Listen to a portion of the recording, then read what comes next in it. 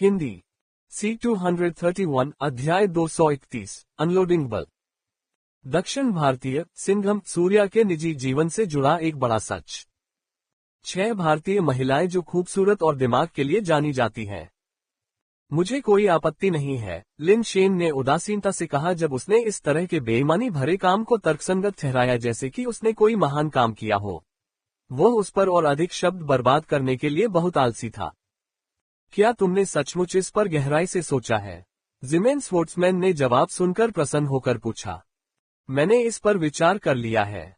जब तक तुम मुझे हरा सकते हो, जो चाहो ले लो, लिन शेन ने कहा। मृत्यु पाउडर निकाला और इसे जिमेन तलवारबाज पर इशारा किया। तो ये सौदा हो गया। जिमेन तलवारबाज ने शब्दों को बर्बाद नहीं किया और अपनी तलवार सीधे लिन शेन पर फेंक दी। उसकी तलवार तेज थी और उसका ब्लेड पतला था, जो काटने के लिए नहीं बल्कि वार करने के लिए उपयुक्त था, जिसका लक्ष्य केवल गति था। उसकी तलवार तेज हो सकती थी, लेकिन लिन शेन का भाला उससे भी तेज और लंबा था। जिमेन तलवारबाज की तलवार लिन शेन को छू नहीं सकी। भाला पहले से ही उसके सामने था, जिससे जिमेन तलवारबाज को चकमा देकर उसके करीब आने की कोशिश करनी पड़ी। लिन शेन का भाला चूक गया और जैसे ही जिमेन तलवारबाज दूरी कम करने में कामयाब हुआ, ऐसा लगा कि लिन शेन के पास कोई अच्छा विकल्प नहीं बचा था। मौका देखकर जिमेन तलवारबाज ने एक तेज वार के साथ लिन शेन के भालाधारी हाथ को काटने का लक्ष्य बनाया, लेकिन लिन शेन ने अपने भाले से वार को रोक दिया। तुम अभी भी जवान हो, जिमेन तलवारबाज ने कहा, जब उसकी तलवार ने भाले को केवल कुछ देर के लिए छुआ। क्रूर शक्ति का प्रयोग नहीं किया, बल्कि लिन शेन की गर्दन पर वार करने के लिए युद्धाभ्यास किया। दुर्भाग्यवश जैसे ही उसकी तलवार चली, लिन शेन के हाथ में मौजूद मौत का पाउडर एक विषैले सांप की तरह पहले से ही जिमेन तलवारबाज के तलवार चलाने वाले हाथ के चारों ओर लिपट गया था। जिमेन तलवारबाज ने ऐसा अजीब हथियार कभी नहीं देखा था और उसने तुरंत अपने दूसरे हाथ से डेथ पाउडर को पकड़ने की कोशिश की और उसे खींचने का प्रयास किया। लेकिन जैसे ही उसके हाथ ने डेथ पाउडर को छुआ, वह और अधिक लिपट गया तथा उसके दूसरे हाथ को भी उलझा दिया। लिन शेन ने डेथ पाउडर का दूसरा सिरा पकड़कर उसे जोर से झटका दिया, जिससे जिमेन तलवारबाज उड़ गया। डेथ पाउडर को अपने सिर के ऊपर एक लैसो की तरह घुमाते हुए जिमेन स्पोर्ट्समैन दोनों हाथों को पकड़े हुए हवा में इधर उधर घूम रहा था। उसका सिर घूम रहा था। पब फ्यूचर द्वारा विज्ञापन। ये दुर्भाग्यपूर्ण था कि वहां कोई बड़ा पेड़ या बीम नहीं था जिस पर उसे लटकाया जा सके। अचानक जिमेन स्पोर्ट्समैन के शरीर पर एक कवच दिखाई दिया, जो गुब्बारे की तरह फूल गया और फिर तेजी से सिकुड़ गया, जिससे डेथ पाउडर की उलझन में एक अंतर पैदा हो गया। अवसर का लाभ उठाते हुए जिमेन तलवारबाज मुक्त हो गया और जमीन पर उतरा। लिन शेन को गौर से घूरते हुए, बुरा नहीं है, क्या वह चीज एक हथियार है या एक पालतू जानवर है? किसने कहा कि पालतू जानवरों को हथियार के रूप में इस्तेमाल नहीं किया जा सकता? लिन शेन ने मुस्कुराते हुए जवाब दिया। ये सच है, किसी ने नहीं कहा कि पालतू जानवर हथियार नहीं हो सकते। जिमेन स्पोर्ट्समैन ने सिर हिलाया, उसकी नजर अभी भी लिन शेन पर टिकी हुई थी। लिन शेन ने जमीन पर गिरी तलवार को वापस जिमेन तलवारबाज की ओर फेंका। तुम्हारी तलवार। मैं अब तुम्हारे खिलाफ तलवार का इस्तेमाल नहीं कर सकता। जिमेन तलवारबाज ने तलवार पकड़ ली, लेकिन उसे जमीन में गाड़ दिया। तो आप कह रहे हैं कि आप तलवार के बिना अधिक शक्तिशाली हैं, बजाय इसके कि आप तलवार के साथ हो? लिन शेन ने पूछा। उसका मूल्यांकन करते समय उसकी दिलचस्पी बढ़ गई।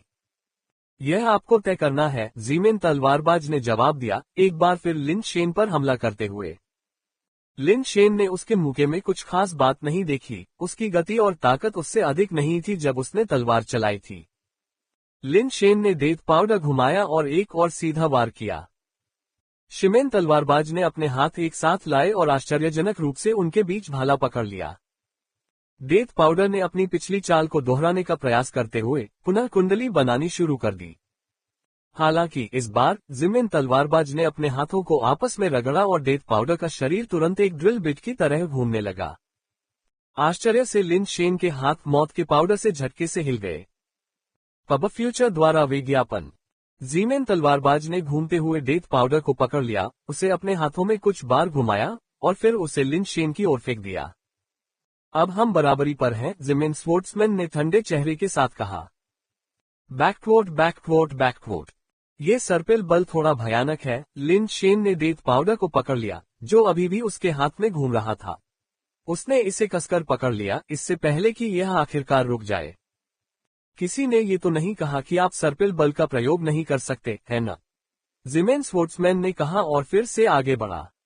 लिन शेन ने अपनी पूरी ताकत का उपयोग नहीं किया, केवल अपनी शक्ति को ज़िमेन तलवारबाज के समान स्तर पर बनाए रखा और उसके साथ युद्ध किया। जल्द ही लिन शेन ने देखा कि यह ज़िमेन तलवारबाज ओयांग युडू जितना प्रभावशाली नहीं था और न ही उसके पास वेई वुफू के व्यापक युद्ध कौशल थे, लेकिन बल को नियंत्रित करने की उसकी क्षमता बहुत विशेष थी। स्काई स्टार स्लोप पर ओयांग युडू ने भी बल प्रयोग की तकनीक का उपयोग किया था, लेकिन ओयांग युडू के लिए ये सिर्फ एक तकनीक थी। ऐसा लग रहा था कि ज़िमेन तलवारबाज एक परिवर्तक बन गया है, उसके पास पहुंचने वाली कोई भी शक्ति परिवर्तित हो सकती थी। दूसरों ने बल का लाभ उठाने की तकनीक का इस्तेमाल किया, लेकिन उसने दूसरों के बल का इस्तेमाल ऐसे किया जैसे वह उसका अपना हो। जब भाले की नोक उस पर लगी तो उसकी मांसपेशियां अंदर की ओर धंस गईं, और फिर वह भाले की नोक को वापस उछालने में कामयाब रहा।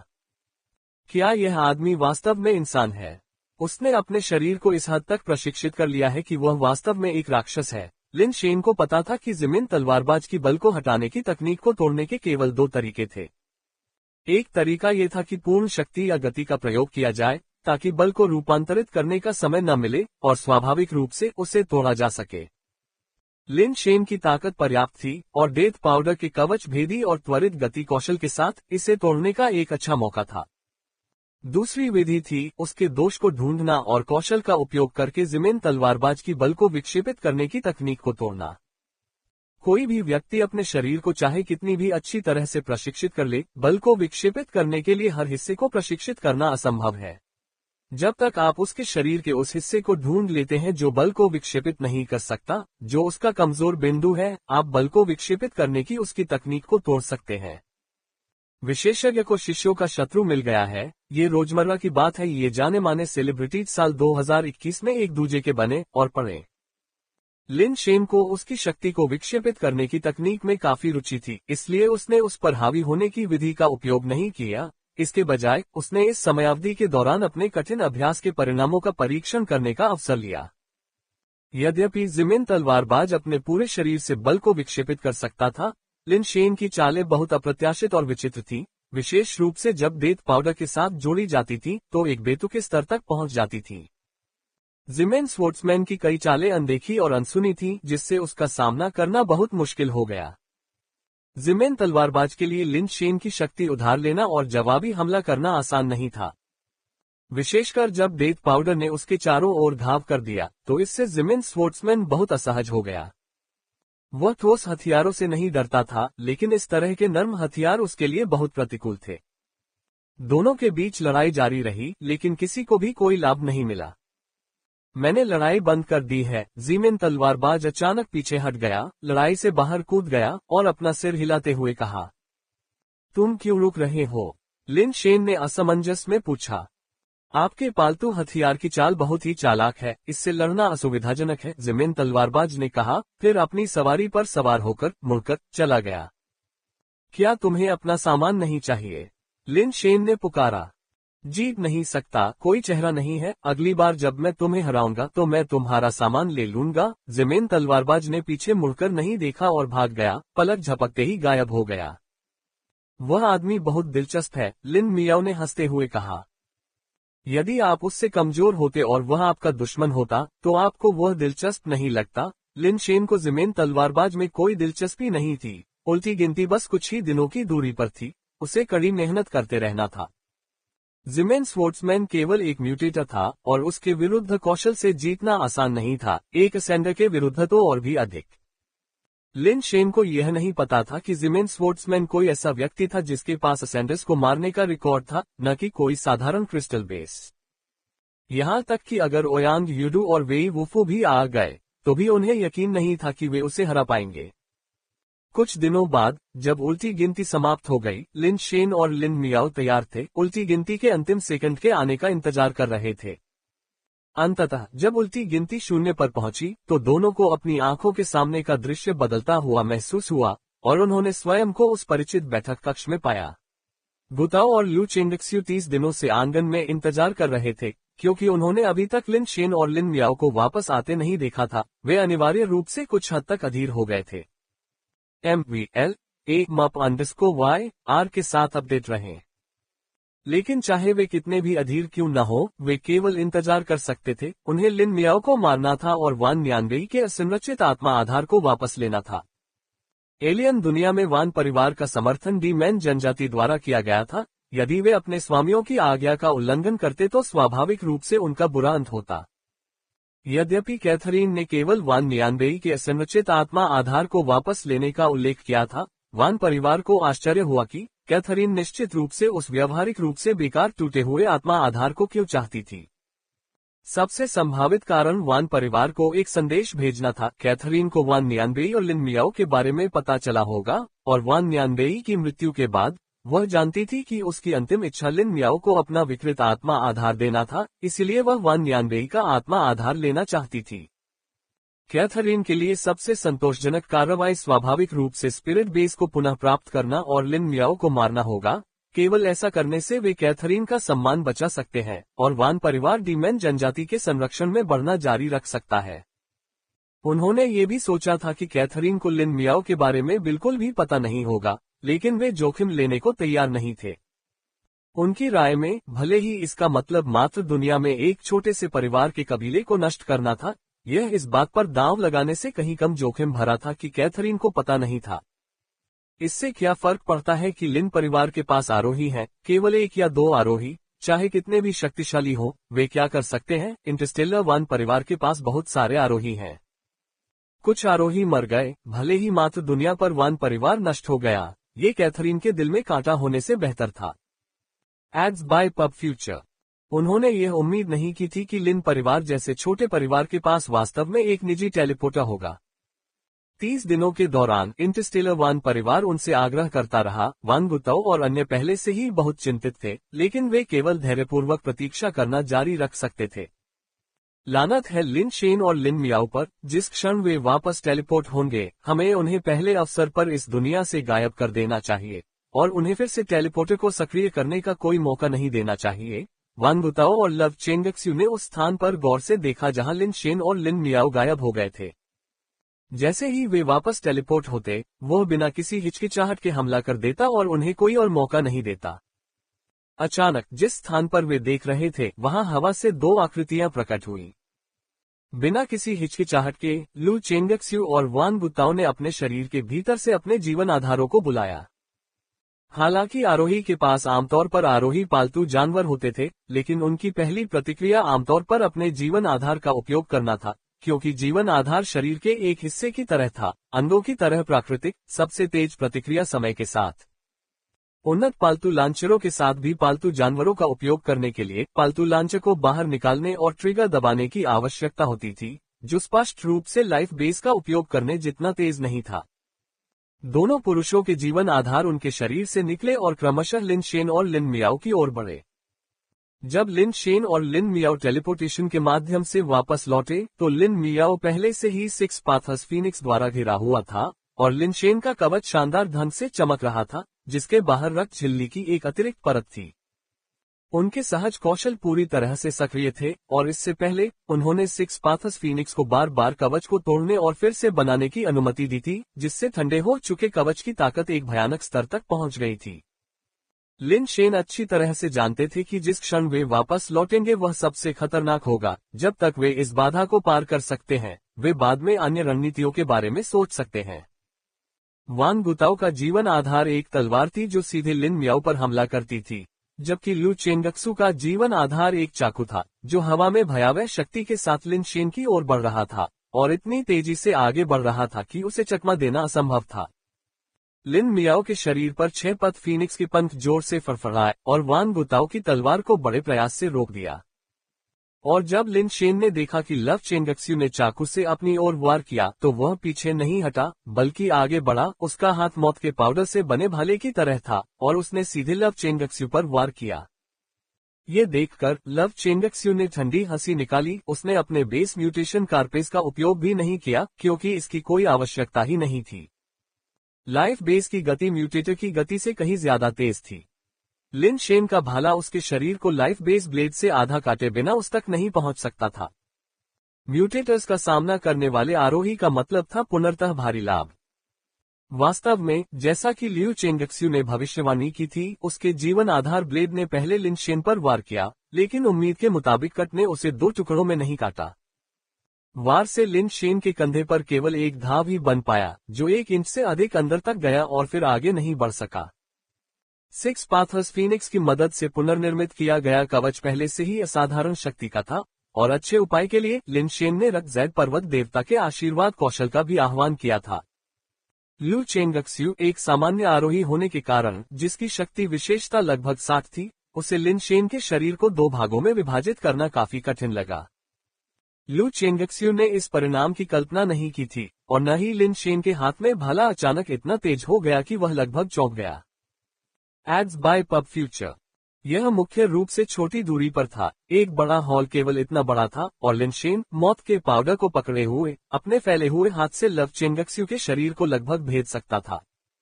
इतनी निकटता के साथ और लियू चेंगक्स्यू की प्रारंभिक रक्षा की कमी के कारण अब चकमा देने का कोई समय नहीं था। लेकिन एक आरोही अभी भी एक आरोही था, और उस पल में लव चेंगक्स्यू अपने म्यूटेटर कारपेस को तैनात करने में कामयाब रहा। यहाँ तक कि उस क्षण तक भी लव चेंगक्स्यू ने लिन शेन के हमले को गंभीरता से नहीं लिया था। एक म्यूटेटर के हमलों से उसके कवच पर निशान तक नहीं पड़ रहा था, उसे नुकसान पहुंचाना तो दूर की बात थी। हालांकि जब मौत का पाउडर उसकी छाती में घुसा तो लियू चेंगक्स्यू की पुतलियां तेजी से सिकुड़ गईं, मानो उसने कुछ अकल्पनीय देख लिया हो। लिन शेन के भाले ने बलपूर्वक उसके म्यूटेटर कारपेस को छेद दिया, उसके दिल को छेद दिया और उसकी पीठ से बाहर निकल आया। असंभव, यह विचार लव चेंगक्स्यू के मन में था, साथ ही उपस्थित सभी लोगों के मन में भी। जो क्षण तनाव से भरा होना चाहिए था, वह क्षण भर के लिए मौन में बदल गया।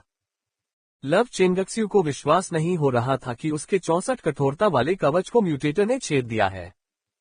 वान गुताओ को विश्वास ही नहीं हो रहा था कि ऐसी बात संभव है, और वान परिवार के अन्य म्यूटेटर तो और भी अधिक अविश्वासी थे। फिर भी यह उनकी आंखों के सामने था। लव चेंगक्स्यू, एक आरोही जिसका जीवन आधार लिन शेन को मारने में विफल रहा था। लिन शेन के भाले ने जवाब दिया, जो सीधे उसके दिल और म्यूटेटर कारपेस के माध्यम से छेदा गया था। वे सभी हैरान और अविश्वास में थे, लेकिन लिन शेन ने एक पल के लिए भी संकोच नहीं किया और उसने निर्णायक रूप से डेथ पाउडर को बाहर खींच लिया। डेथ पाउडर के बाहर निकलते ही घाव से फव्वारे की तरह खून बहने लगा। अपनी छाती पर घाव को पकड़े हुए लव चेंगक्स्यू ने लिन शेन को बड़ी आंखों से देखा, जबकि उसकी पीठ पर चोट से खून बह रहा था। वह कुछ कदम पीछे हटा और जमीन पर गिर पड़ा। उठने की कोशिश कर रहा था लेकिन उठ नहीं पा रहा था। कुछ कहने की कोशिश कर रहा था लेकिन उसके मुंह से केवल खून ही निकल रहा था। एक एस्केंडर की मृत्यु ठीक इसी तरह हुई थी, जिससे वान गुताओ स्तब्ध और क्रोधित हो गया था। लिन शेन ने एक सेकंड के लिए भी विराम नहीं लिया। बिजली की तरह आगे बढ़ते हुए उसने अपना भाला वान गुताओ की ओर फेंका। अब जब बात यहीं तक आ गई थी, तो या तो मारना था या मारा जाना था, कहने को कुछ नहीं बचा था। वान गुताओ महान और एकांतप्रिय थे, लेकिन यही वह समय था जब उनके पास अपने विरोधियों को कुचलने की पूर्ण शक्ति थी। लिन मियाओ के पास सिक्स पाथर्स फीनिक्स स्पिरिट बेस होना उसकी उम्मीदों से कहीं अधिक था। यह एक ज्ञात तथ्य था कि वान नियानबेई का उत्थान विफल हो गया था, और वह पहले से ही मर चुका था। उसका जीवन आधार पूरी तरह से नहीं बना था। सैद्धांतिक रूप से यह एक बेकार आत्मा आधार होना चाहिए, जिसे इस्तेमाल करना असंभव है। भले ही यह पूरी तरह से निर्मित हो, बिना आरोही की शक्ति के स्पिरिट बेस को सक्रिय करना असंभव होना चाहिए। फिर भी एक अपूर्ण और त्याग दिया गया स्पिरिट बेस अप्रत्याशित रूप से एक म्यूटेटर द्वारा सक्रिय हो गया, जो उसकी समझ से परे था। इससे भी अधिक भयावह बात यह थी कि लिन शेन, एक उत्परिवर्ती, अपने भाले के एक ही वार से आरोही लियू चेंगक्स्यू को मार डालने में कामयाब हो गया। यद्यपि यह एक प्रमुख कारक था कि लव चेंगक्स्यू अत्यधिक अहंकारी थी, उसने किसी भी कौशल या तकनीक का उपयोग नहीं किया और तुरंत ही उसकी हत्या कर दी गई। फिर भी यह एक भयावह घटना थी। कम से कम यह तो स्पष्ट था कि म्यूटेटर लिन शेन में असेंडस को मारने की क्षमता थी। दो विरोधियों का सामना करते हुए वान गुताओ को यकीन नहीं हुआ, वह जोखिम नहीं लेना चाहता था। बेस के बाहर वान परिवार के पास 12 आरोही थे। लिन शेन और लिन मियाओ दोनों ही घातक स्थिति में थे। उसे इन परिस्थितियों में जोखिम लेने की जरूरत नहीं थी। बिना किसी हिचकिचाहट के लिन शेन आकाश की ओर उछला और वान गुताओ का उसके द्वारा बनाए गए छेद से पीछा करने लगा। प्रशिक्षक म्यू पास की एक छोटी सी इमारत से स्थिति पर बारीकी से नजर रख रहे थे। और जब उन्होंने अचानक आंगन से आती भयावह आवाज सुनी तो उन्होंने दांत पीस लिए और वहां पहुंचने के लिए तैयार हो गए। लेकिन इससे पहले कि वह कुछ कर पाता, उसने एक आकृति को घर से बाहर निकलते देखा और वह कोई और नहीं बल्कि वान गुताओ था, जिसके पीछे एक और आकृति थी। पब फ्यूचर द्वारा विज्ञापन। ये परिदृश्य कुछ ऐसा था जिसकी प्रशिक्षक म्यू ने कभी कल्पना भी नहीं की थी, और वह क्षण भर के लिए स्तब्ध रह गए। न केवल प्रशिक्षक म्यू अचंभित रह गए, बल्कि स्थिति पर नजर रखने के लिए हाई दाक्सियू द्वारा भेजा गया एक एस्केंडर भी इन घटनाओं से हतप्रभ रह गया।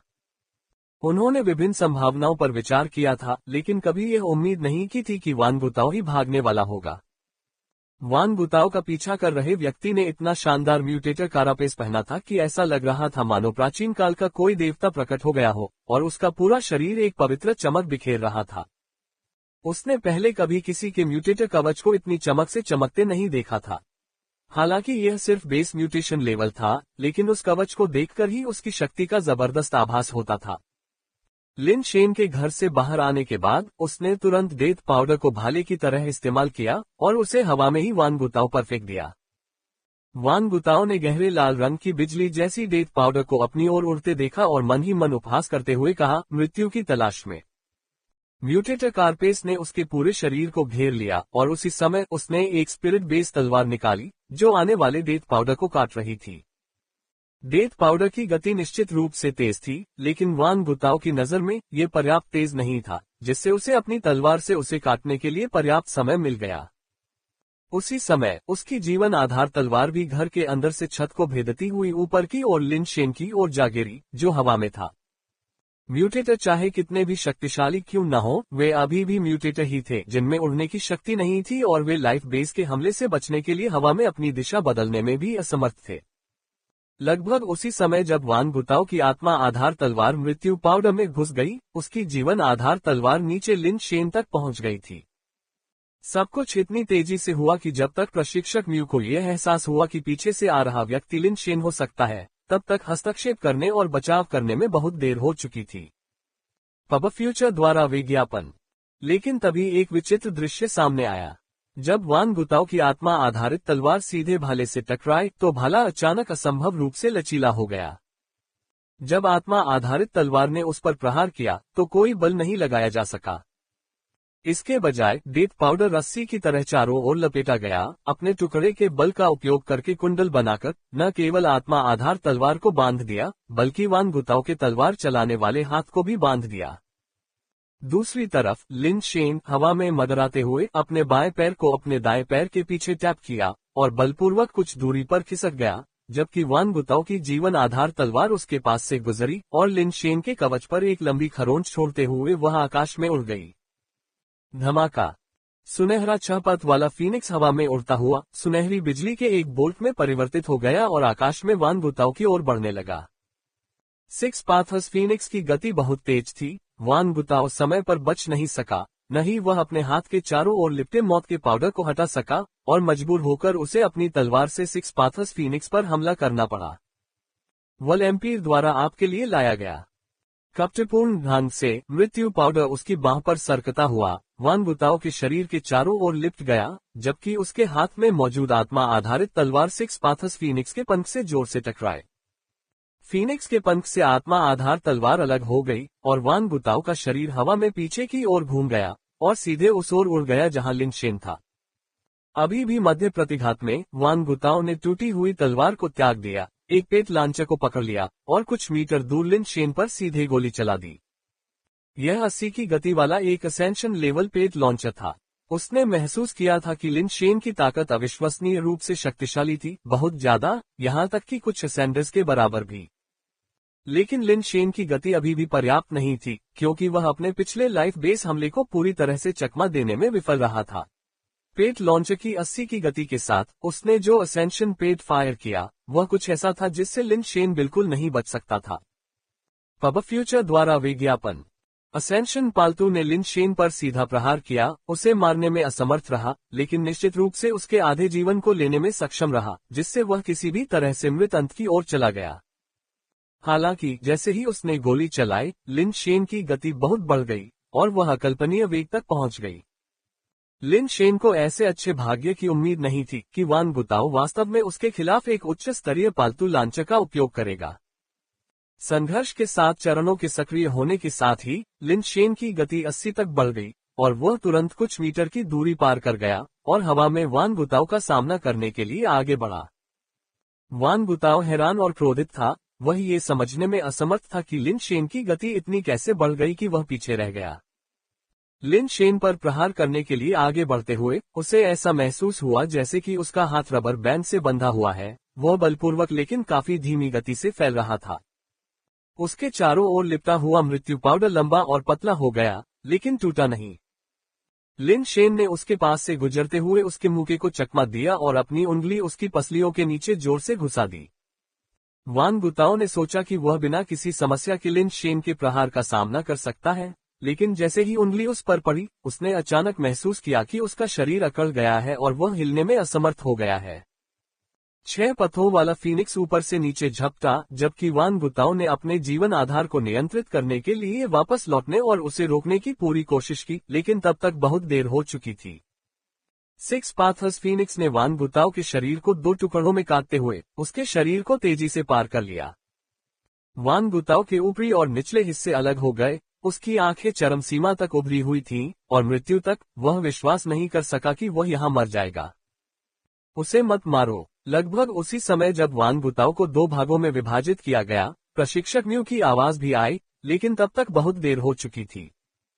प्रशिक्षक म्यू। लिन शेन छत पर उतरा। प्रशिक्षक म्यू को कुछ उलझन के साथ देख रहा था। उसे समझ में नहीं आ रहा था कि वह वान बुताओ के लिए क्यों विनती कर रहा है। लिन शेन के विचारों को देखते हुए प्रशिक्षक म्यू ने व्यंग्यात्मक मुस्कान के साथ कहा, वान बुताओ को मारकर आपने वान परिवार को एक प्राणघातक दुश्मन बना लिया है। ये पहले से ही प्राणघातक दुश्मनी थी। लिन शेन ने कहा। वान परिवार के पास बेस के ठीक बाहर 12 आरोही हैं, जिनमें से प्रत्येक वान बुताओ से कमजोर नहीं है, और उनमें से एक वान शुलियू एक 7वें मोड़ का आरोही है। प्रशिक्षक म्यू ने आह भरते हुए कहा।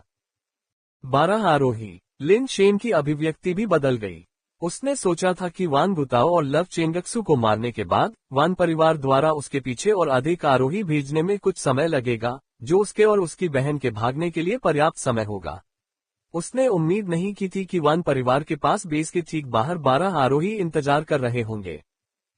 फिर भी लिन शेन को अपने फैसले पर कोई पछतावा नहीं था। भले ही उसने वान बुताओ को नहीं मारा होता, वान परिवार उसे नहीं छोड़। बैकपोर्ट वान बुताओ और लू चेंगक्सू दोनों ही केवल प्रथम मोड़ आरोही थे, और बाहर के 12 आरोहियों के बीच एक 7वें मोड़ का अस्तित्व था, जो काफी भयावह था। प्रथम बारी के आरोही की विशेषता अधिकतम 80 हो सकती है, लेकिन 7वें बारी के आरोही की जो विशेषताओं में 60% की वृद्धि के बराबर है, 128 तक पहुंच सकती है यदि इसकी गणना 80 की शीर्ष विशेषता का उपयोग करके की जाए। केवल गुणों का पूर्ण दमन ही किसी प्रथम मोड़ आरोही को कुचल सकता है। फिर भी लिन शेन इस 7वें मोड़ के आरोही के बारे में बहुत चिंतित नहीं था, क्योंकि इतने लंबे समय में बलिदान हीलो द्वारा संचित विशेषताएं 150 से अधिक हो गई थीं। अपनी स्वयं की जन्मजात विशेषताओं के साथ जब उसने पूरी ताकत से प्रहार किया, तो उसकी अन्य विशेषताएं 190 को पार कर सकती थी, यहाँ तक कि ताकत 200 को भी तोड़ सकती थी। जब तक वह अवसर का अच्छी तरह से लाभ उठाता, उसके पास एक ही वार में 7वें टन असेंडर को मार डालने का अच्छा मौका था। लेकिन भले ही उसका वार शक्तिशाली था, लेकिन वह केवल एक आरोही को ही मार सकता था, और बाहर अभी भी 12 अन्य थे। 7वें मोड़ के आरोही को मारने के बाद शेष आरोही अभी भी उसे और उसकी बहन को आसानी से घेरकर मार सकते थे। भले ही वे सभी प्रथम बारी आरोही थे, लिन शेन और लिन मियाओ के पास अभी भी कोई मौका नहीं था। यह उल्लेख करने की तो बात ही छोड़िए कि उन सभी के लिए प्रथम बारी आरोही होना असंभव था। प्रशिक्षक म्यू कुछ और कहना चाहते थे, लेकिन अचानक उन्होंने बेस के बाहर आसमान में 1 दर्जन से अधिक आकृतियां देखीं, जो बेस में जबरदस्ती घुसने का प्रयास कर रही थीं। पहले की लड़ाई का शोर बहुत ज्यादा था। वान शुएलियू और बाहर मौजूद अन्य लोगों ने शोर सुना और वान बुताओ की जीवन आधार तलवार को आसमान में उड़ते देखा, और यह जानते हुए कि कुछ हुआ है, उन्होंने अब हाई दाक्सियू की गरिमा की परवाह नहीं की और सीधे सिकॉर्न बेस पर हमला करने का प्रयास किया। हाई दाक्सियू लंबे समय से तैयार था, मूल रूप से सिर्फ वान परिवार को स्थिति का फायदा उठाकर सिकॉर्न बेस को नुकसान पहुंचाने से बचाने के लिए, और उसने वान बुताओ और लू चेंगक्सू की हत्या की उम्मीद नहीं की थी। लेकिन कोई बात नहीं, हाईदाक्सियू वान परिवार के लोगों को अपने बेस के भीतर लड़ाई शुरू करने की अनुमति नहीं दे सकती थी। पब फ्यूचर द्वारा विज्ञापन। हाईदाक्सियू सीकॉर्न बेस से कई आरोही का नेतृत्व करते हुए आकाश में उठे और 12 वान परिवार आरोही को रोक दिया जो सीकॉर्न बेस पर हमला करने की कोशिश कर रहे थे। वान शुएलियू ने पहले ही वान गुताओ को सड़क पर मृत पड़ा देखा था और लिन शेन और लिन मियाओ को प्रशिक्षक म्यू और सिक्स पाथर्स फीनिक्स के साथ खड़े देखा था, जिससे उसके दिल में बहुत आश्चर्य हुआ था। उन्होंने एक नज़र में पहचान लिया कि सिक्स पाथर्स फीनिक्स वान यानबेई का स्पिरिट बेस था और आश्चर्यचकित थे कि कथित रूप से दोषपूर्ण स्पिरिट बेस का उपयोग किया जा सकता था, और उन्होंने ये भी अनुमान लगाया कि वान गुताओ को सिक्स पाथर्स फीनिक्स द्वारा मार दिया गया था। क्या ये हो सकता है कि कैथरीन किसी अन्य कारण से वान यानबेई का आत्मा आधार चाहती थी? वान शुएलियू के दिमाग में एक विचार कौन था? हाईदाक्सियू, मेरे वान परिवार का एक सदस्य आपके सीकॉर्न बेस में मर गया है। क्या आप हत्यारे को बचाने की योजना बना रहे हैं, या आप मूल रूप से मेरे वान परिवार के साथ युद्ध शुरू करने का इरादा रखते थे? वान शुएलियू ने अपने शब्दों के साथ नैतिक उच्च भूमि को जब्त करते हुए कहा। हाईदाक्सियू ने उदासीनता से कहा, जिसने आपके वान परिवार के एस्केंडर को मारा है वह लिन परिवार से है और उसका मेरे सीकॉर्न बेस से कोई लेना देना नहीं है। हालांकि ये सीकॉर्न बेस दूसरों द्वारा रौंदे जाने की जगह नहीं है। मुझे आपस में मौत की लड़ाई की परवाह नहीं है, लेकिन अगर आप लड़ना चाहते हैं तो इसे बाहर ले जाएं। मेरे बेस में किसी को भी अनियंत्रित रूप से घूमने की अनुमति नहीं है। तो अगर वे जीवन भर आपके सीकॉर्न बेस के अंदर रहेंगे तो क्या मुझे जीवन भर बाहर ही इंतजार करना पड़ेगा? वान शुएलियू ने ठंडे स्वर में कहा। आज के भीतर वान परिवार और लिन परिवार के सदस्यों को सीकॉर्न बेस छोड़ना होगा। अपने विवादों को स्वयं सुलझाएं।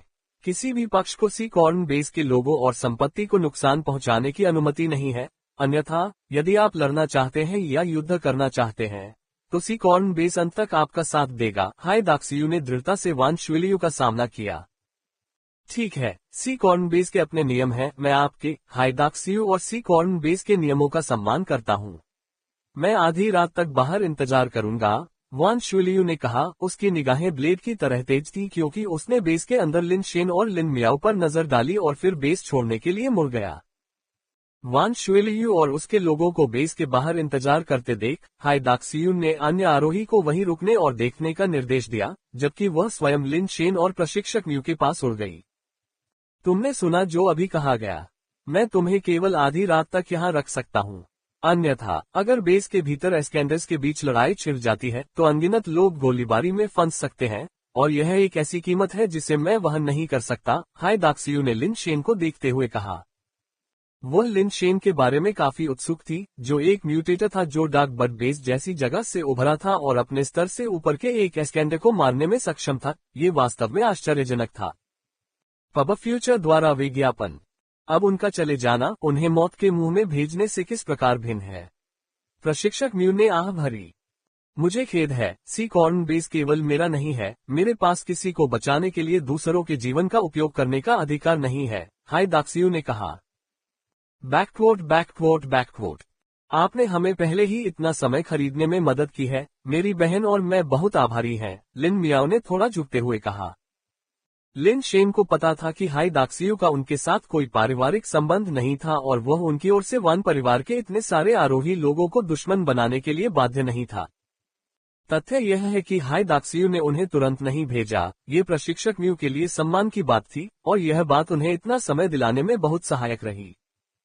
लिन शेन के पास अब फिर से एक एलियन दुनिया में टेलीपोर्ट करने का विकल्प था, लेकिन अगर उसने ऐसा किया तो जब वह और लिन मियाओ वापस लौटेंगे तो उन्हें न केवल वान परिवार का सामना करना पड़ेगा, बल्कि हाईदाक्सियू और सीकॉर्न बेस के एस्केंडर्स भी उनके दुश्मन बन जाएंगे। हाईदाक्सियू ने उन्हें एक दिन का समय दे दिया था। अब भागना हाईदाक्सियू और उसके लोगों को वान परिवार का साथ देने के लिए मजबूर करने के समान होगा, जिसके परिणाम और भी गंभीर होंगे। लिन शेन जानता था कि वह अब भाग नहीं सकता था, उसके पास एकमात्र विकल्प जोखिम भरा जुआ खेलना था। उसने जाने के लिए आधी रात तक इंतजार करने की योजना नहीं बनाई थी। हाईदाक्सियू ने उनके लिए जो एक दिन सुरक्षित किया था, उसका सबसे बड़ा फायदा ये था कि वह पहले अकेले बाहर जा सकता था, जबकि उसकी बड़ी बहन अभी भी आधी रात तक बेस के अंदर रह सकती थी। समय में इस अंतर के कारण भाई बहनों पर एक साथ हमला नहीं होगा। वे निश्चित रूप से लड़ाई नहीं जीत सकते थे। अगर दोनों एक साथ बाहर गए और उन्हें घेर लिया गया तो सिक्स पाथर्स फीनिक्स भी लिन मियाओ की सुरक्षा सुनिश्चित नहीं कर सकता था। पब फ्यूचर द्वारा विज्ञापन। अब लिन शेन के पास सिर्फ एक ही मौका था। अगर वह एक ही वार में वान शुएलियू एक 7वें टन को खत्म कर सके और वान परिवार के बाकी आरोही को डरा सके तो वह दिन भर टिक सकता था। लिन शेन ने अपने शरीर से बेस म्यूटेशन कारपेस को वापस खींच लिया और प्रशिक्षक म्यू की ओर मुड़ते हुए कहा, प्रशिक्षक, मैं अकेले ही शहर छोड़ने पर विचार कर रहा हूँ। कृपया फिलहाल मेरी बड़ी बहन का ख्याल रखें। लिन शेन की बात सुनकर प्रशिक्षक म्यू और हाई दाक्सियू दोनों ही अचंभित रह गए। उन्होंने एक दूसरे को देखा लेकिन लिन शेन का इरादा समझ नहीं पाए। लिन मियाओ ने ये सुनकर कुछ कहना शुरू किया लेकिन लिन शेन ने उसे बीच में ही रोक दिया। बड़ी बहन, इस बार आपको मेरी बात सुननी होगी, लिन शेन ने कहा, समझाने में असमर्थ लेकिन लिन मियाओ को दृढ़ता से देखते हुए। हालांकि लिन मियाओ को नहीं पता था कि लिन शेन क्या योजना बना रहा था, फिर भी उसने उस पर भरोसा करना चुना। इस समय उनकी स्थिति बहुत खराब थी। एक गतिरोध। अपनी आसन मृत्यु से पहले वह लिन शेन पर अपना भरोसा रखने को तैयार थी। आप और आपकी बहन केवल आधी रात तक ही बेस में रह सकते हैं। हाइदाक्सियो ने लिन शेन के इरादे को गलत समझा, ये सोचकर कि लिन शेन अभी भी प्रशिक्षक म्यू और सी कॉर्न बेस से लिन मियाओ की रक्षा करना चाहते हैं, जो निश्चित रूप से असंभव था। भले ही लिन शेन मर जाए, वान परिवार के लोग लिन मियाओ को जाने नहीं देंगे और हाइदाक्सियो उसकी रक्षा करने में सक्षम नहीं होगा। MVA लैंप वर्ष अनन्य। मैं समझ गया। लिन शेन ने थोड़ा सिर हिलाया और फिर अपनी घड़ी निकाल ली। हाइदाक्सियो ने लिन शेन को घड़ी निकालते देखा और वह थोड़ा सा भौचक कर रह गया, ये सोचकर कि लिन शेन फिर से एलियन दुनिया में टेलीपोर्ट होने का इरादा रखता है। लिन शेन ने घड़ी लिन मियाओ को सौंप दी और कहा, टेलीपोर्टर को अपने पास रखो और यदि तुम्हें मौका मिले तो बेस से बाहर निकल जाओ और फिर इसका उपयोग टेलीपोर्ट करने के लिए करो। हालांकि लिन मियाओ ने इसे लेने का कोई इरादा नहीं दिखाया और शांति से कहा, आप और मैं, भाई और बहन, केवल एक साथ रह सकते हैं या मर सकते हैं। अकेले जीवित नहीं रहना चाहिए। ठीक है। लिन शेन अपनी बड़ी बहन के स्वभाव को जानता था और यह कि टेलीपोर्टिंग वास्तव में केवल अस्थायी रूप से उनकी जान बचाएगी और वास्तविक समस्या का समाधान नहीं करेगी। घड़ी रखने के बाद लिन शेन ने प्रशिक्षक म्यू को फिर से प्रणाम किया। प्रशिक्षक म्यू, मुझे अब अपनी बड़ी बहन को आपकी देखभाल में सौंपना होगा। ऐसा कहकर लिन शेन मुड़ा और बेस के मुख्य द्वार की ओर चला। आखिर यह आदमी क्या कर रहा है? एक आदमी चाय घर की दूसरी मंजिल पर एक निजी कमरे में बैठा था। लिन शेन को अकेले आधार प्रवेश द्वार की ओर जाते हुए देख रहा था। उसकी आंखें जिज्ञासा से भरी हुई थीं। बड़े भाई, क्या ये वही प्लेबॉय लिन शेन है जिसका तुमने उल्लेख किया था? ये बहुत शर्म की बात है, मरने से पहले हमें उससे बात करने का मौका नहीं मिला। उसके बगल में बैठी लड़की ने आह भरते हुए कहा, जिसके चेहरे पर कुछ बच्चों जैसी शक्ल थी। इसके बारे में कुछ नहीं किया जा सकता। वान परिवार में 12 आरोही हैं, जिनमें 7वें मोड़ के आरोही वान शुएलियू भी शामिल हैं। मात्र ग्रह पर 10 से भी कम परिवार हैं जो उन्हें दबाने में सक्षम हैं, और दुर्भाग्य से उन कुछ के पास शायद लिन भाई बहनों को बचाने का कोई कारण नहीं है। तो शियावदाओ ने अपना सिर हिलाते हुए कहा, क्या तुमने नहीं कहा था कि तुम्हारा लिन शेन के साथ अच्छा रिश्ता है? क्या तुम मरने से पहले उसे आखिरी बार नहीं देखने जा रही हो? लड़की ने फिर पूछा। अगर वह मर गया तो ये सब हवा में धुएं की तरह गायब हो जाएगा। अब कुछ भी कहने का कोई मतलब नहीं है। चलो आशा करते हैं कि कोई उसकी मदद कर सके। तो शियावदाओ ने अपना सिर हिलाया। लिन शेन बेस के प्रवेश द्वार पर पहुंचे और दूर से देखा कि वान परिवार के 12 आरोही बेस के बाहर खड़े थे। उन्होंने लिन शेन को भी देखा। उनकी निगाहें ठंडी निगाहों से उस पर टिकी थीं। एक गहरी सांस लेते हुए लिन शेन बेस से बाहर निकला और अकेले ही वान परिवार के 12 आरोही की ओर चल पड़ा। लिन शेन ने वान गुताओ की तलवार और लू चेंगक्स्यू का चाकू अपनी पीठ पर बांध रखा था और वान गुताओ का 80 स्पीड पेट लांचर उसकी कमर पर लटका हुआ था। दुर्भाग्यवश वह अपने स्पिरिट बेस को सक्रिय नहीं कर सका तथा वह एसेंडेंट पेट लांचर का भी उपयोग नहीं कर सका। वान शुएलियू और अन्य लोग लिन शेन को अकेले बाहर निकलते देख कुछ आश्चर्यचकित थे। उन्हें उम्मीद नहीं थी कि वह इतनी जल्दी बाहर आ जाएगा। जैसे ही वह चला, लिन शेन ने उसकी पीठ से चाकू और तलवार निकाली और उन्हें जमीन पर फेंक दिया। Ads by PubFuture. Wan परिवार के सदस्य लिन शेन की हरकतों से कुछ हैरान थे और उन्होंने उस समय उस पर हमला नहीं किया। उनके प्राथमिक लक्ष्य लिन मियाओ और वान नियानबेई का स्पिरिट बेस थे। लिन शेन की हत्या महज आकस्मिक थी। उन्होंने वान गुताओ और लू चेंगक्सू की मृत्यु नहीं देखी थी, यह मानते हुए कि दोनों को सिक्स पाथस फीनिक्स ने मार डाला था, और इस प्रकार उन्होंने लिन शेन को बहुत गंभीरता से नहीं लिया। बिना एक शब्द कहे लिन शेन आगे बढ़ता रहा, साथ ही उसने अपनी कमर से पेट लांचे को भी निकाला और जमीन पर फेंक दिया। हाई दाक्सियू और प्रशिक्षक म्यू, जो सुरक्षात्मक दीवार के ऊपर से देख रहे थे, वे भी लिन शेन की हरकतों से हैरान थे। उन्हें समझ नहीं आ रहा था कि वह क्या करने जा रहा है। पेट लांचर को त्यागने के बाद लिन शेन अभी भी वान शुलियू की ओर बढ़ गया। उसकी निगाह पूरे समय उसी पर टिकी हुई थी। वान गुताओ और लव चेंगक्सू दोनों को मैंने मार डाला। वान परिवार के आरोही कुछ खास नहीं है। वान शुलियू, चूंकि तुम जिद्दी अकेलेपन की इच्छा पर आमादा हो और मौत की तलाश करना चाहते हो, तो बाहर आओ और उसका सामना करो, लिन शेन ने कहा और वान शुलियू की ओर चला गया। इन शब्दों को सुनकर छिपकर देख रहे सभी लोगों के चेहरे पर आश्चर्य के भाव उभर आए। उन्होंने बहुत सोचा, लेकिन उन्हें यह अनुमान नहीं था कि लिन शेन अकेले बाहर आने के बाद ऐसी बातें कहेगा। हाँ, यह आदमी वाकई दिलचस्प है। बस अफसोस की बात है कि वह मरने वाला है। जिमेन स्पोर्ट्समैन दीवार पर बैठकर तमाशा देख रहा था और लिन शेन की बातें सुनकर जोर से हंस रहा था। प्रशिक्षक म्यू और हाई दाक्सियू दोनों दंग रह गए। उन्होंने पहले भी साहस देखा था, लेकिन उन्होंने कभी भी म्यूटेटर को असेंडर्स की मौजूदगी में इतना साहसी होते नहीं देखा था। क्या आपका ये छात्र वास्तव में सिर से बीमार नहीं है? हाई दाक्सियू ने प्रशिक्षक म्यू से पूछा। उसकी अभिव्यक्ति जटिल थी। उसे बीमार नहीं होना चाहिए। प्रशिक्षक म्यू भी यह नहीं समझ पाए कि लिन शेन क्या करने वाला था। Ads by PubFuture. Wan परिवार के आरोही क्रोधित नहीं थे। उन्होंने बस लिन शेन को देखा जैसे कि वह एक जोकर था। उनके विचार में लिन शेन के शब्द केवल खुद को दोषी ठहराने तथा लिन मियाओ को किसी भी तरह के संबंध से मुक्त करने का एक प्रयास मात्र थे। लेकिन ऐसा विचार स्पष्टतः बहुत भोलापन भरा था। वान परिवार विशेष रूप से लिन मियाओ के लिए आया था, और अगर ऐसा नहीं भी होता तो भी लिन शेन को मारने का मतलब निश्चित रूप से लिन मियाओ को छोड़ना नहीं होता। चूंकि उन्होंने अपना कदम उठा लिया था, इसलिए वे संभावित समस्या की जड़ को ही समाप्त करने के लिए कृतसंकल्प थे, ताकि पीछे कोई खतरा न बचे। वान शुलियू ने लियू झोंग की ओर देखा, जो उसके बगल में खड़ा था, जिसने उसका इरादा समझ लिया और तुरंत अपने जीवन आधार को बुलाया। एक लूली जैसा विशाल हथौड़ा हवा में तेजी से आया और सीधे लिन शेन पर निशाना साधा। यद्यपि हथौड़ा प्रकार के जीवन आधार तलवार प्रकार के जीवन आधारों जितने तेज नहीं थे, फिर भी उनकी विनाशकारी शक्ति सामान्यतः बहुत अधिक मजबूत थी। लिन शेन का बेस म्यूटेशन कारपेस उसके शरीर पर दिखाई दिया, और जैसे ही लूली का विशाल हथौड़ा नीचे झपटा, वह एक पल में एक प्रेत की तरह बाईं ओर खिसक गया। लिन शेन तेज था, लेकिन फिर भी हथौड़े की तुलना में काफी धीमा था, और वह उसे पूरी तरह से चकमा देने में असफल रहा। हथौड़ा लिन शेन के कंधे पर लगा, जिससे उसका कवच टूट गया। सौभाग्यवश गोली केवल उनके कंधे पर लगी थी, किसी महत्वपूर्ण अंग पर नहीं लगी थी। हथौड़ा हवा में घूम गया और लिन शेन पर फिर से झपटा, इस बार बढ़ी हुई गति के साथ। Ads by pub future.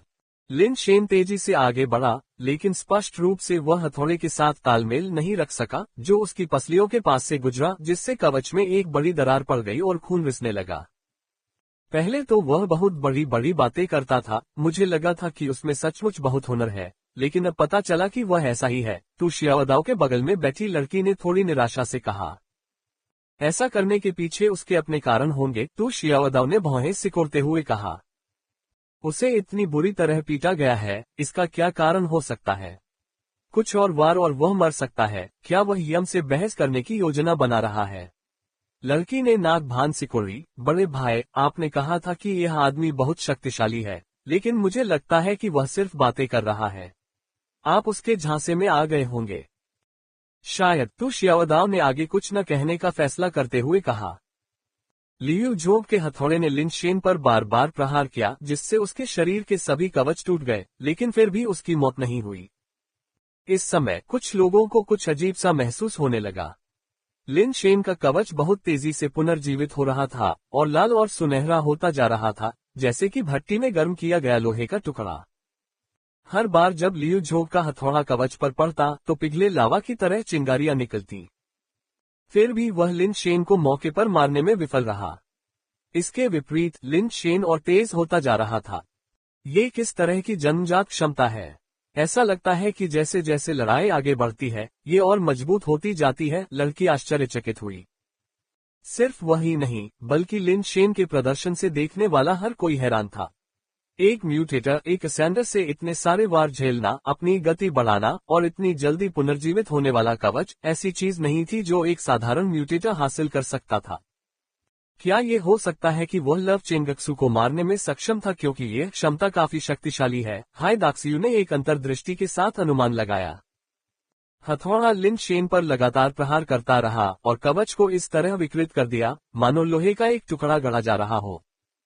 अंततः चमकदार पारदर्शी कवच, जो अब दीप्तिमान और भव्य हो चुका था, अचानक ठंडा हो गया और सफेद धुंध छा गई।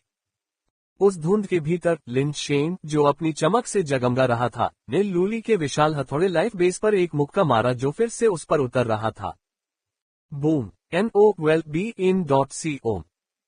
लूली का विशाल हथौड़ा वास्तव में लिन शेन के घूंसे से फट गया था। उसकी शक्ति एस्केंडर के जीवन आधार से मुकाबला करने में सक्षम लिन शेन का मुक्का महज एक साधारण मुक्का नहीं था।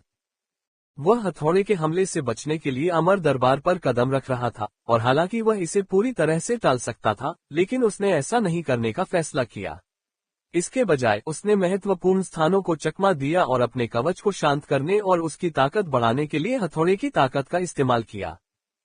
साथ ही इस प्रक्रिया के दौरान वह अमर दरबार पर कदम रखने के साथ बल भी संचित कर रहा था। अमर न्यायालय पर कदम रखना स्वाभाविक रूप से एक ऐसी तकनीक है जिसमें प्रत्येक कदम पिछले कदम से अधिक मजबूत होता है तथा ओवरलैपिंग वेव्स कौशल के साथ एक अद्वितीय सामंजस्य साझा करता है। ये कहना अधिक सटीक होगा कि लिन शेन ने ओवरलैपिंग वेव स्किल को समझने के बजाय अमर कोर्ट पर कदम रखने के लचीले उपयोग में महारत हासिल कर ली थी। लिन शेन के प्रत्येक कदम के साथ उसकी गति मजबूत होती गई और इतने सारे कदमों के बाद उसकी गति एक विशाल लहर की तरह बढ़ गई, मानो आकाश को झटका देने वाली हो। इस तरह के बढ़ते बल के तहत लिन शेन, जिसकी ताकत शुरू में लियू झोंग से ज्यादा कम नहीं थी, पूरी ताकत से प्रहार करके हथौड़े को वापस भेजने में कामयाब रहा। विशाल लहरों के उछाल के समान निरंतर लहर जैसी ताकत इतनी शक्तिशाली थी कि हथौड़ा रोका नहीं जा सका। ये लियू झोंग के ठीक सामने जमीन पर जा गिरा, जिससे एक बड़ा गड्ढा बन गया। प्रशिक्षक म्यू की आंखें चमक उठी। तुम छोटे बदमाश, अपने ओवरलैपिंग वेव्स कौशल को इस हद तक प्रशिक्षित करने के बाद भी तुमने इसे कक्षा के दौरान नहीं दिखाया। क्या तुम मेरे साथ चालें खेल रहे थे? बड़े भाई, ये लड़का वास्तव में काफी मजबूत है, युवा लड़की ने आश्चर्य से तू शियाओदाओ को देखते हुए कहा। वह हमेशा से ही मजबूत था, लेकिन इतनी ताकत अभी भी एक एस्केंडर से लड़ने के लिए पर्याप्त नहीं है। वान शुलियू को पीछे धकेलने की तो बात ही छोड़िए, यह अभी भी एक मृतंत है, तू शियाओदाओ ने आह भरते हुए कहा। ये पंच काफी दिलचस्प है। जिमिन तलवारबाज की आंखें सिकुड़ गईं। Ads by PubFuture. अपने स्वयं के जीवन आधार को एक म्यूटेटर द्वारा जमीन पर ध्वस्त होते देख लियू झोंग तुरंत क्रोधित हो गया। एक मुट्ठी में पकड़ते ही हथौड़ा उसके हाथ में वापस आ गया और वह लिन शेन का सफाया करने के लिए आगे बढ़ने वाला था। मैं अपने हाथों से उन अनाम लोगों को नहीं मारूंगा। वान शुलियू, अपने आदमियों को मौत के घाट उतारने की कोई जरूरत नहीं है, लिन शेन ने उदासीनता से कहा। तुम मौत की तलाश में हो? लियू झोंग इन शब्दों पर गुस्से से दहाड़ा, पिंजरे से रिहा हुए बाघ की तरह बाहर निकला और सीधे लिन शेन के सिर पर हमला कर दिया। हथौड़े पर बिजली के समान प्रभामंडल दिखाई दिया। ये संकेत था कि लियू झोंग ने अपनी जन्मजात क्षमता को जीवन आधार पर डाल दिया था और वह लिन शेन को एक ही वार में मार डालने के लिए दृढ़ संकल्प था।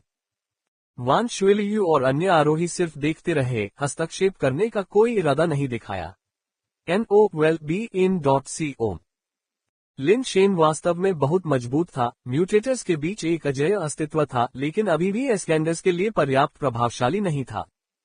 लियू झोंग के प्रहार की पूरी ताकत लिन शेन के लिए सहन करना संभव नहीं था। बिजली आसमान में चमकी और एक पल में लिन शेन के सिर तक पहुंच गई। फिर भी लिन शेन को चकमा देने में बहुत देर हो चुकी थी, क्योंकि उसने लियू झोंग की दोहरी पकड़ को स्वर्ग से झूलते हुए देखा। हथौड़े की बिजली की रोशनी चमक रही थी जो लिन शेन के सिर पर गिरने वाली थी। इस समय जब कोई रास्ता नजर नहीं आ रहा था, सभी ने सोचा कि लिन शेन का अंत हो गया है।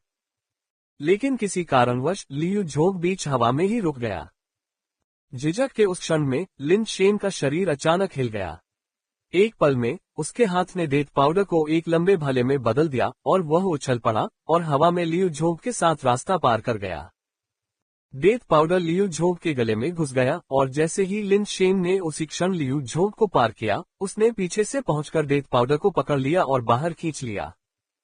लियू झोंग जमीन पर गिर पड़ा, अपनी खून से लथपथ गर्दन को पकड़कर उठने की कोशिश कर रहा था, लेकिन तब तक बहुत देर हो चुकी थी। उसके मुंह से ताजा खून बह रहा था और उसकी गर्दन में बड़े छेद से फव्वारे की तरह खून बह रहा था। ये स्पष्ट था कि वह बचने वाला नहीं था। हर कोई हैरान था, उन्होंने नहीं देखा था कि लिन शेन ने लियू झोंग को कैसे मारा था। लिन शेन की ताकत वास्तव में बहुत ही भयानक थी, यहाँ तक कि बहुत ज्यादा। यह एक ऐसी शक्ति थी जो म्यूटेटर्स के पास नहीं होनी चाहिए, लेकिन ऐसी ताकत भी आरोही के बीच साधारण मानी जाती थी और आमतौर पर लियू झोंग को आसानी से मारने के लिए पर्याप्त नहीं होती थी। उन्हें ऐसा लगा जैसे लियू झोंग ने बिल्कुल भी प्रतिरोध नहीं किया था, वह केवल लिन शेन के भाले से टकरा गया था। लिन शेन ने ये कैसे किया, यह उन्हें अभी भी पता नहीं चल पाया था। वान शुएलियू, मैंने पहले ही कहा है, अपने मातहतों को मौत के मुंह में मत भेजो, लिन शेन ने अपना भाला पकड़ते हुए वान शुएलियू की ओर इशारा करते हुए कहा। जब लिन शेन ने यह बात पहले कही थी तो वान परिवार के सभी आरोही सोचते थे कि वह पागल हो गया है, लेकिन अब लियू झोंग उनके बगल में पड़ा था, अभी तक मरा नहीं था और उसका खून जमीन पर बह रहा था। कोई भी लिन शेन के शब्दों को पागल आदमी की बकवास के रूप में नहीं ले सकता था। आपका टेलीपोर्टर बुरा नहीं है, वान शुएलियू ने शांति से कहा। लिन शेन को तुरंत अपने दिल में ठंडक महसूस हुई। उसे एहसास हुआ कि वान शुएलियू ने उसकी चाल को देख लिया है। Ads by PubFuture. अभी अभी किया गया भाला प्रहार वास्तव में उसकी ताकत की वास्तविक सीमा नहीं थी। उसने बस अपनी घड़ी पर एक संदेश खोला था जब लियू झोंग ने हमला किया था, जिससे लियू झोंग को रेड हॉट ए द्वारा भेजी गई पाताल लोक सल्फर वुल्फ की मुस्कुराती हुई छवि देखने का मौका मिला। लियू झोंग तुरंत भ्रमित हो गया, कोई प्रतिरोध नहीं कर सका और लिन शेन के भाले से उसकी गर्दन में छेद हो गया। उसने सोचा था कि इस रणनीति का इस्तेमाल एक या दो बार और किया जा सकता है, लेकिन वान शुएलियू ने इसे बहुत जल्दी पहचान लिया था। लेकिन अगर उसने इसे देख लिया तो क्या होगा? जब तक वे फुटेज देखते रहेंगे तब तक उनके दिमाग पर इसका असर रहेगा, जब तक कि वे लिन शेन की ओर देखने से इनकार नहीं कर देते, जिससे लिन शेन का पलड़ा अभी भी भारी रहेगा। अब जबकि उसकी चाल उजागर हो चुकी थी, लिन शेन ने अपनी घड़ी से छवि को सभी के सामने प्रक्षेपित कर दिया। उसने इसे कई बार देखा था और विकास सिद्धांत की मदद से वो सल्फर वुल्फ की मुस्कुराहट के प्रति प्रतिरक्षित हो गया था। हालांकि अन्य लोग अनिवार्य रूप से इससे प्रभावित होंगे। निश्चित रूप से हर व्यक्ति जिसने पाताल लोक के सल्फर वुल्फ की मुस्कुराहट की छवि देखी, वह एक खाली भाव के साथ रुक गया। बिना किसी हिचकिचाहट के लिन शेन ने वान शुएलियू और अन्य लोगों की ओर हमला किया, लेकिन इससे पहले कि वह उन तक पहुंच पाता, वान शुएलियू के शरीर से एक भयानक रक्त रंग का कण निकला। ये रक्त रंग के कण उसके सिर के ऊपर एकत्रित हो गए, जिससे 1000 हाथ और आंखें, 3 सिर और 8 पैर वाला एक प्राचीन जीवन आधार बन गया। रक्त के रंग का जीवन आधार राक्षसी और भूत जैसा था। इसकी असंख्य भुजाएं फैली हुई थीं और प्रत्येक हथेली में एक आंख थी जो बंद थी। उसके 3 सिर थे, सामने वाला सिर बुद्ध जैसा था, बायां सिर पक्षी जैसा था और दायां सिर बाघ जैसा था। बाघ के सिर ने दहाड़ लगाए और जो लोग पाताल लोक के सल्फर वुल्फ की मुस्कुराहट से मोहित हो गए थे, वे उसकी दहाड़ के साथ स्पष्टता में वापस आ गए। सामने स्थित बुद्ध के चेहरे से शैतान की फुसफुसाहट जैसी ध्वनि निकल रही थी और इन ध्वनियों के कारण लिन शेन की घड़ी ने काम करना बंद कर दिया, मानो उसकी ऊर्जा समाप्त हो गई हो। प्रक्षेपित छवि अपने आप ही गायब हो गई। मूल रूप से मेरा इरादा केवल तुम्हारा जीवन लेना था, लेकिन तुमने मेरे वान परिवार के एक आरोही को मारने के लिए ऐसे घृणित साधनों का उपयोग किया है। अब भले ही तुम मृत्यु की कामना करो, वह नहीं आएगी। खाल उधेड़ने और हड्डियां नोचने से तुम्हारे अपराध क्षमा नहीं होंगे। मैं तुम्हें इस दुनिया में सारे दर्द का अनुभव कराऊंगा, जीने या मरने में असमर्थ। जैसे ही वान शुएलियू ने विषैले स्वर में कहा, राक्षस जैसे जीवन आधार ने अपने हाथों की आंखें खोल दी, जैसे कि जीवित हो रहा हो। रक्त लाल आंखों से रक्त के रंग का भयावह प्रभामंडल निकल रहा था, जैसे नरक से आए दुष्ट आत्माओं की निगाहें हों। 7वीं बारी जीवन आधार, रक्त जेल राजा। प्रशिक्षक म्यू का रंग रूप काफी बदल गया। उसने उम्मीद नहीं की थी कि वान शुएलियू अपने 7वें बारी जीवन आधार का उपयोग एक लिन शेन से निपटने के लिए करेगा। लिन शेन ने 7वें टन life base blood prison king को घूर कर देखा, फिर भी वह पूरी गति से आगे बढ़ा। उसने अपने चाकू और तलवार को छोड़ दिया था, यहाँ तक कि उसने वान गुताओ के पालतू लांचर को भी फेंक दिया था, जिसका कारण केवल वान शुलियो और अन्य लोगों का ध्यान आकर्षित करना था ताकि वे उस पर नजर पड़ते ही हमला करने से बच सकें। दूरी बहुत महत्वपूर्ण थी, उसे अंतर कम करना था। जब वह काफी करीब होता तभी वह घातक वार करने का मौका पा सकता था। हालांकि दूसरों को लिन शेन का रक्त कारागार राजा की ओर सीधे आक्रमण करने का कार्य अपनी मृत्यु की तलाश करने के समान लग रहा था। प्रथम पुनर्जन्म के बाद आरोही के जीवन आधार में गुण में 10% की वृद्धि होती है, लेकिन केवल गुण ही नहीं बढ़ते हैं। प्रत्येक पुनर्जन्म के साथ आधार परिवर्तन प्रतिभा की क्षमताएं भी बेहतर होती जाती हैं। साथ ही जीवन आधार की जन्मजात प्रतिभाएं भी बढ़ जाती हैं। साधारण जीवन आधारों में सामान्यतः आधार प्रतिभाएं नहीं होती, केवल उत्परिवर्तित जीवन आधारों में ही ये प्रतिभाएं होती हैं। जीवन आधार के प्रत्येक पुनर्जन्म के साथ जीवन आधार कौशल की शक्ति भी बढ़ती रहती है। 7वें मोड़ पर रक्त कारागार राजा, एक बहुत ही दुर्लभ ट्रिपल टैलेंट उत्परिवर्तित जीवन आधार के पास कारागार राजा की आंख थी, एक प्रभावशाली आधार प्रतिभा। इसे मानव आरोही के बीच भी उच्च रैंक वाला माना जाता था। सामान्यतः यदि आरोही लोगों को आगे बढ़ने का अवसर मिले तो अधिकांश लोग अधिक पुनर्जन्म से गुजरना नहीं चाहेंगे। अत्यधिक बार बार पुनर्जन्म के लिए बहुत अधिक मात्रा में संसाधनों की आवश्यकता होती है, और 5वें चरण पर पहुंचने के बाद अधिकांश मानव आरोही आरोहण स्तर पर अनिश्चित काल तक रहने के बजाय आगे बढ़ने का प्रयास करते हैं। पहले MV-LA-MUP_YR पर पढ़ें। लंबे समय तक आरोहण स्तर पर बने रहने से निवेश में ऐसा परिणाम मिलता है जो आनुपातिक रूप से उसके रिटर्न से मेल नहीं खाता। प्रत्येक पुनर्जन्म द्वारा प्रदान की गई 10% वृद्धि के लिए बाद में खर्च किए गए संसाधनों और समय की विशाल मात्रा अधिकांश आरोही के लिए सार्थक नहीं है। केवल वे लोग जो प्रतिभा में असाधारण हैं और जिनके जीवन आधार में अद्वितीय आधार प्रतिभाएं हैं, वे ही अधिक संख्या में पुनर्जन्म प्राप्त करते हैं। Ads by PubFuture. Wan शुलियो एक ऐसे ही व्यक्ति थे, अपनी क्षमताओं के साथ उनके पास 5वें मोड़ पर आरोहण स्तर को पार करने का एक बड़ा मौका था, लेकिन उन्होंने 10 मोड़ की सीमा का पीछा करने के लिए आरोहण स्तर पर रहना चुना।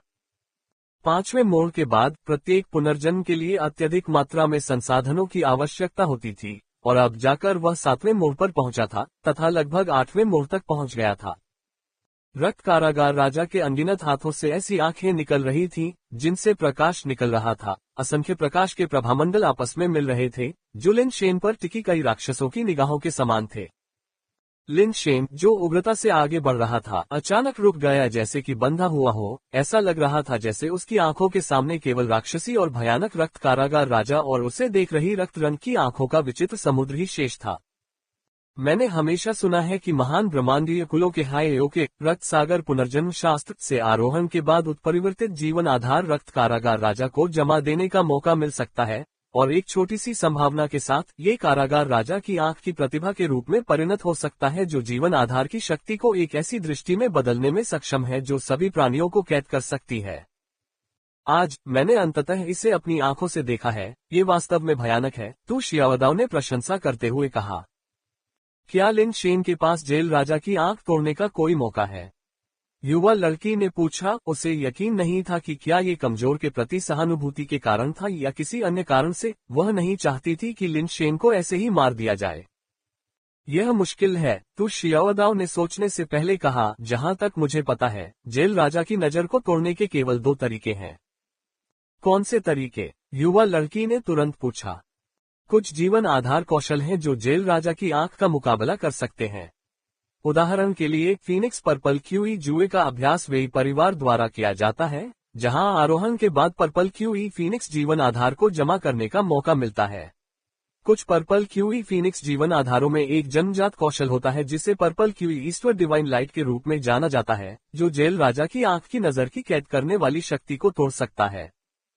कई अन्य समान आधार प्रतिभाएं भी हैं, लेकिन दुर्भाग्य से लिन शेन अभी भी एक म्यूटेट है, इसलिए यह विधि व्यवहार्य नहीं है। क्या कोई और रास्ता है? लड़की ने आग्रहपूर्वक पूछा। दूसरी विधि अपेक्षाकृत सरल है। रक्त कारागार राजा की दृष्टि स्वयं रक्त कारागार राजा से रूपांतरित शक्ति से उत्पन्न होती है। जब तक किसी की शक्ति रक्त कारागार राजा से अधिक हो जाती है, तब तक वह रक्त कारागार राजा की दृष्टि को पूर्ण बल से चकनाचूर कर सकता है, तो शियावदाओ ने कहा। लिन शेन सिर्फ एक म्यूटेटर है, चाहे वह कितना भी शक्तिशाली क्यों न हो, उसका 7वें टन लाइफ बेस से ज्यादा शक्तिशाली होना असंभव है। क्या इसका मतलब यह नहीं है कि वह बर्बाद हो चुका है? क्या वाकई कोई दूसरा रास्ता नहीं है? लड़की ने कहा।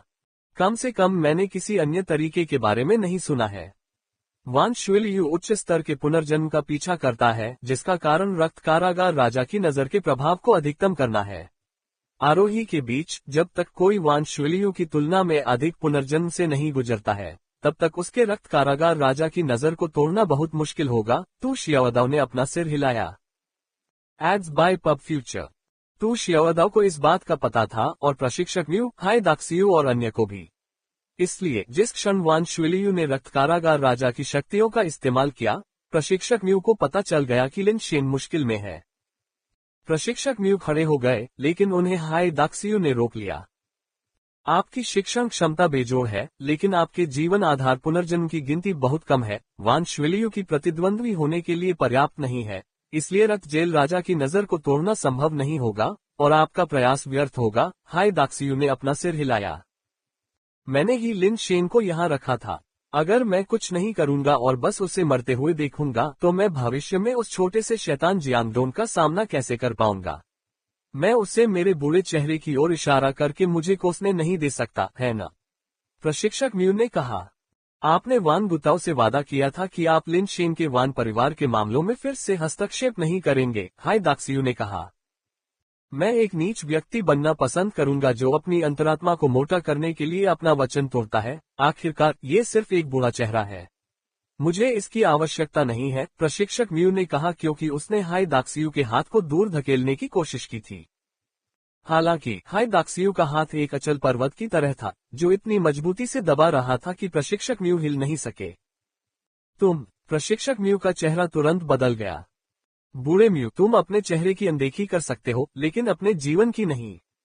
तुम चाहो तो मुझे दोष दे सकते हो, लेकिन मुझे तुम्हें जीवित रखना है। हाइदाक्सियू के शरीर में पानी जैसी जीवन आधार ऊर्जा उमड़ पड़ी, जिसने प्रशिक्षक म्यू को पानी के गोले में घेर लिया।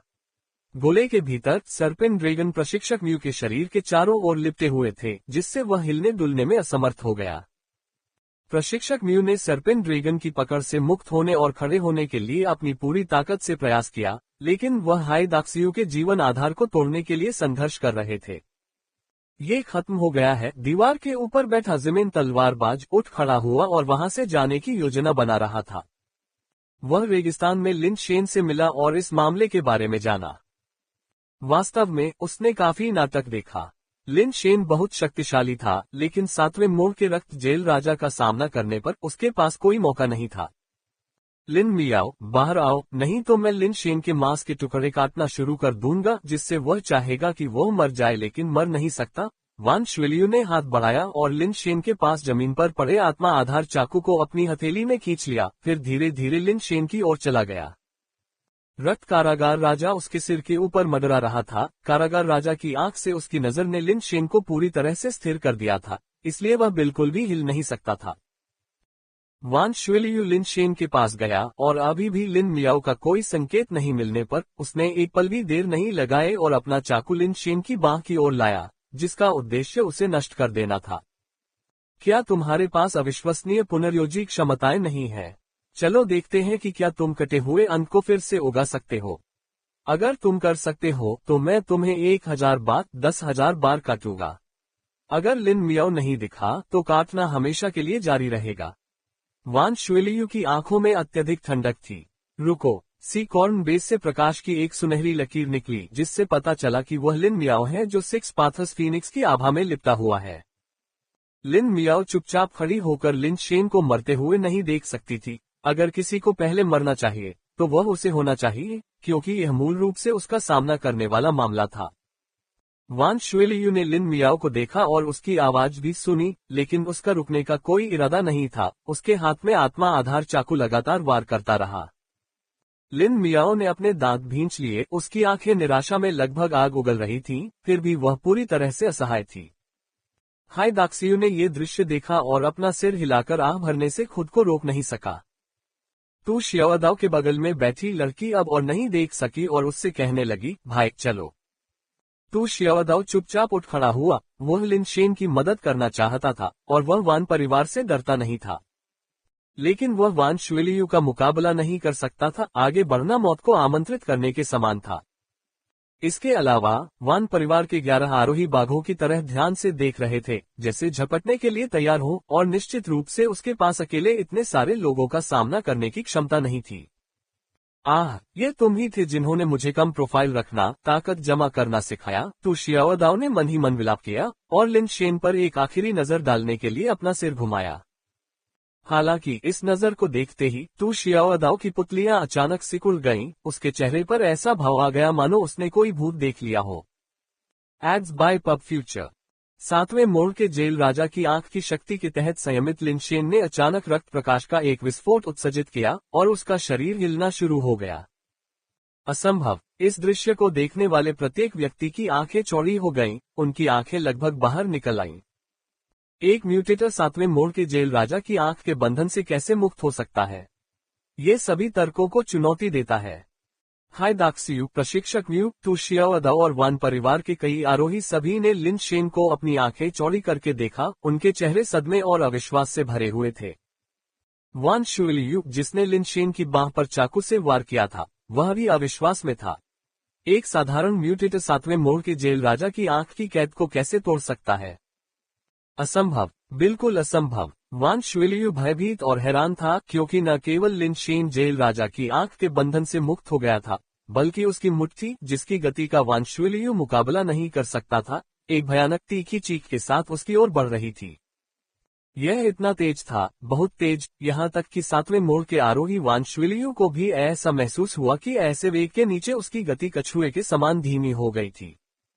इतनी कम दूरी पर इतने तेज भूसे के साथ वान शुएलियू के पास बचने का कोई मौका नहीं था। बेस म्यूटेशन कारापेस उसके शरीर पर उभर आया, क्योंकि उसने लिन शेन की मुट्ठी का सामना करने के लिए अपने चाकू की दिशा बदलने की पूरी कोशिश की।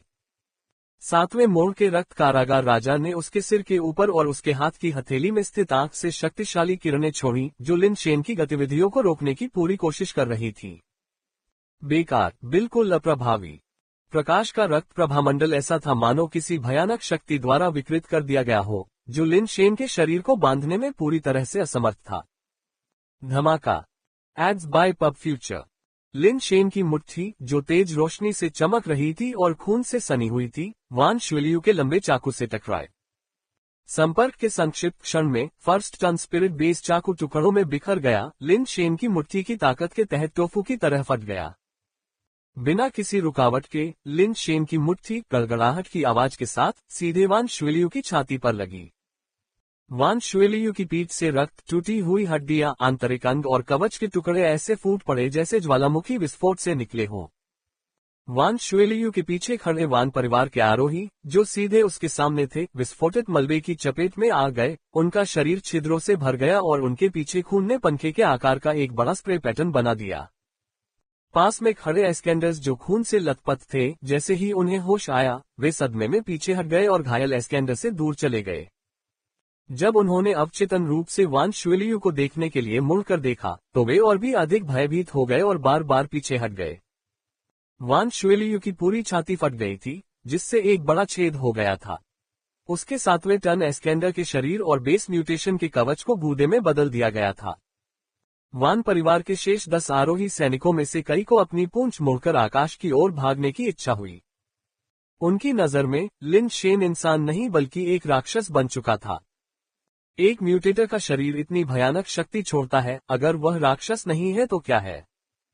तू शियाओदाओ का मुंह काफी देर तक खुला रहा और बंद नहीं हुआ, जबकि जीमिन तलवारबाज, जो जाने के लिए तैयार था, दीवार के ऊपर जम गया और वान शुएलियू के क्षत विक्षत शरीर को धीरे धीरे गिरते हुए देखता रहा। Ads by PubFuture. Hai Daxiu भी काफी देर तक स्तब्ध होकर बिना हिले डुले वहीं खड़ी रही। प्रशिक्षक म्यू की आंखें खुशी से भर आईं, लेकिन फिर उनके मन में अनगिनत शंकाएं आने लगीं। क्या वह बच्चा वास्तव में मानव त्वचा में एक विदेशी राक्षस हो सकता है? यहाँ तक कि लिन मियाओ, जो बेस के अंदर से बाहर निकली थी, बीच हवा में रुक गई। उसने जो देखा उस पर विश्वास नहीं कर पाई, क्योंकि उसने लिन शेन और वान शुएलियू के गिरते शरीर को देखा था। जैसे ही वान शुएलियू का शरीर जोरदार धमाके के साथ ढह गया, उसके सिर के ऊपर स्थित रक्त कारागार राजा जीवन आधार भी अपनी जीवन शक्ति खो बैठा और जमीन पर गिर गया। हथेलियों में कैद राजा की असंख्य आंखें भी बंद हो गईं, अब उनमें से प्रकाश की किरणें नहीं निकल रही थीं। लिन शेन ने धीरे से अपनी मुट्ठी वापस खींची और अपनी नजर दूसरे वान परिवार के आरोही पर घुमाई। उसकी नजर से प्रभावित होकर आमतौर पर घमंडी रहने वाले आरोही अनायास ही पीछे हट गए। उनके हाव भाव ऐसे थे जैसे उन्होंने कोई भूत देख लिया हो। MPYR, क्या तुम मेरी जान के पीछे नहीं पड़े हो? मैं यही हूँ, लिन शेन ने शांति से कहा। ऐसा लग रहा था जैसे ग्रिम रीपर आरोही को देख रहा हो, लेकिन अंदर से वह बुरी तरह घबरा गया था। ये लोग भाग क्यों नहीं रहे हैं? मेरे बलिदान प्रभामंडल की शक्ति पहले ही खर्च हो चुकी है। अगर हम लड़ते रहे तो मैं इन 10 आरोही का मुकाबला नहीं कर सकता। अब मुझे क्या करना चाहिए? लिन शेन के शब्दों से उत्तेजित होकर आरोही लोग एक सपने से जाग गए और स्वर्ग की ओर भागने लगे। सभी रुके। एक तलवार की रोशनी चमकी जिसने उड़ान भरने वाले आरोही को रोक दिया। एक आरोही बिना भागे अपनी जगह पर खड़ा रहा, अभी भी लिन शेन को ठंडी निगाहों से देख रहा था। उसके सिर के ऊपर सूर्य के सुनहरे प्रकाश से चमकती एक बड़ी तलवार घूम रही थी और भागने का प्रयास कर रहे सभी आरोही लोगों को रोक रही थी। वान गुलियू, तुम क्या कर रहे हो? अगर हम अभी नहीं गए तो क्या तुम चाहते हो कि हम सब यहीं मर जाएं? आरोही में से एक ने गुस्से में चिल्लाया। कोई नहीं मरेगा, वान गुलियू ने उसकी ओर देखे बिना कहा। केवल लिन शेन को घूरते हुए उसने ठंडे स्वर में कहा, एक बेस म्यूटेशन ऐसी शक्ति को मुक्त करने में सक्षम है। क्या आपको लगता है कि यह सामान्य है? यदि उसके पास अभी भी उस ताकत को मुक्त करने की क्षमता होती, तो क्या आपको लगता है कि वह हमें जाने देगा? उसके हम पर हमला न करने की एकमात्र संभावना यह है कि उसके पास ऐसा करने के लिए और ताकत नहीं बची है। ये सब आपकी अटकलें हैं। एस्केंडर के शब्दों को वान गुलियू ने काट दिया। इसलिए मैं कसौटी बनूंगा। अगर उसके पास अभी भी उस ताकत से मुझे मारने की शक्ति है तो तुम्हारे भागने में बहुत देर नहीं होगी। अगर वह मुझे भी नहीं मार सकता तो मैं तो बस एक बेस म्यूटेशन हूँ। तुम किस बात से इतना डरते हो? इसके साथ ही वान गुलियू की सूरज जैसी शानदार महान तलवार एक सुनहरे इंद्रधनुष में बदल गई जो लिन शेन पर हमला कर रही थी। हम सफलता के इतने करीब हैं, फिर भी यह अफसोस की बात है। वान परिवार आखिरकार एक साधारण कबीला नहीं है। एक महत्वपूर्ण क्षण में कोई खड़ा हो सकता है। जिमेन तलवारबाज ने अपनी आंखें सिकोड़ ली। उसका निर्णय वान गुलियू से मेल खाता था। उनका भी मानना था कि यह असंभव था कि लिन शेन दूसरी बार उस भयानक शक्ति को प्रकट कर सके। इधर मत आना, मैं यहाँ अकेला ही काफी हूँ। लिन शेन ने लिन मियाओ को रोकने के लिए आवाज लगाई, जो मदद के लिए दौड़ना चाहता था। उसकी आंखें थोड़ी सिकुड़ गईं। उसने एक कदम आगे बढ़ाया और अमर दरबार पर कदम रखने की मुद्रा में वान गुलियू की तलवार को चकमा दिया। लगभग उसी समय लिन शेन ने अपनी घड़ी पर जानकारी खोली और नेदरवर्ल्ड सल्फवुल्फ का मुस्कुराता हुआ चेहरा एक बार फिर से सामने आया, जिससे उसकी बाह के ऊपर एक बहुत बड़ी होलोग्राफिक छवि बन गई। ये रक्त जेल राजा द्वारा दमन के कारण था कि घड़ी को सक्रिय नहीं किया जा सका, लेकिन अब जब रक्त जेल राजा ने नियंत्रण खो दिया था तो लिन शेन स्वाभाविक रूप से इसे अप्रयुक्त नहीं छोड़ेंगे। जिस क्षण पाताल लोक की सल्फवुल्फ की छवि प्रक्षेपित हुई, वान गुलियू की तलवार, जो सूर्य की तरह थी, अचानक तीव्र प्रकाश से फूट पड़ी, जो एक छोटे सूर्य की तरह चमक रही थी। होलोग्राफिक छवि प्रक्षेपण से आने वाले प्रकाश और छाया में तलवार से आने वाले प्रकाश के कारण बाधा उत्पन्न हो रही थी, जिससे छवि विकृत और धुंधली हो रही थी, जिससे उसका प्रभाव डालना कठिन हो रहा था। लिन शेन केवल तेजी से आगे बढ़ सकता था, क्योंकि जीवन आधार तलवार एक छोटे सूरज की तरह उस पर हमलों के साथ आ रही थी। इसकी गति पहले मुंह के दायरे में पहले से ही काफी तेज थी। सौभाग्य से लिन मियाओ ने उसके इरादे को समझ लिया और मदद करने के लिए दौड़ी नहीं, बल्कि दूर से देखती रही। अपने भाई बहनों की टीम वर्क के बावजूद वे इतने सारे एस्केंडर्स के सामने अभी भी कोई मुकाबला नहीं कर सकते थे, और पिछले मुक्का से उत्पन्न प्रतिरोध भी पूरी तरह से खत्म हो जाएगा। लिन मियाओ का न आना अपने आप में एक बाधा थी, लेकिन यह बाधा लिन मियाओ की ओर से नहीं आई थी। हालांकि यह वान गुलियू अभी केवल पहले मोड़ पर है, लेकिन वान शुएलियू की तुलना में उससे निपटना अधिक परेशानी भरा है। लिन शेन को पता था कि वह वास्तव में अपने प्रतिद्वंद्वी से मिल चुका है। यद्यपि वान शुएलियू शक्तिशाली था, उसने कभी भी लिन शेन को अपना प्रतिद्वंद्वी नहीं माना, और अहंकार उसका मूल पाप था। भले ही वान शुएलियू जितना मजबूत नहीं था, फिर भी उसने लिन शेन को अधिक परेशान महसूस कराया। लिन शेन ने सोचा था कि वह वान परिवार के सभी आरोही को डराने वाला था, लेकिन अप्रत्याशित रूप से वान गुलियू ने बाजी पलट दी।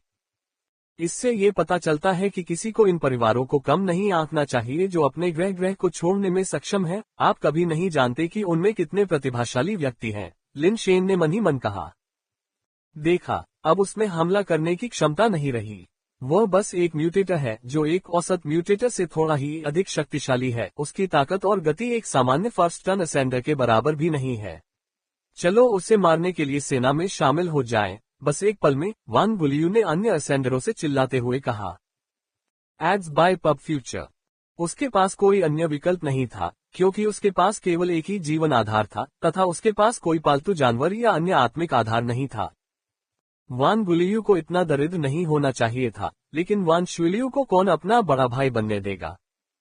क्योंकि वान शुलियू ने रक्त कारागार राजा जीवन आधार का पोषण किया था, इसलिए उनके परिवार के सभी संसाधन वान शुलियू में डाल दिए गए थे, ताकि जितनी जल्दी हो सके उसका जीवन आधार 10वें मोड़ तक बढ़ सके। यदि वान शुलियू, जिसके पास रक्त कारागार राजा जीवन आधार था, का जन्म अंतरतारकीय वान परिवार में हुआ होता, तो रक्त कारागार राजा बहुत पहले ही 10वें मोड़ पर पहुंच गया होता। दुर्भाग्य से वह अपने ग्रह पर वान परिवार में पैदा हुआ था।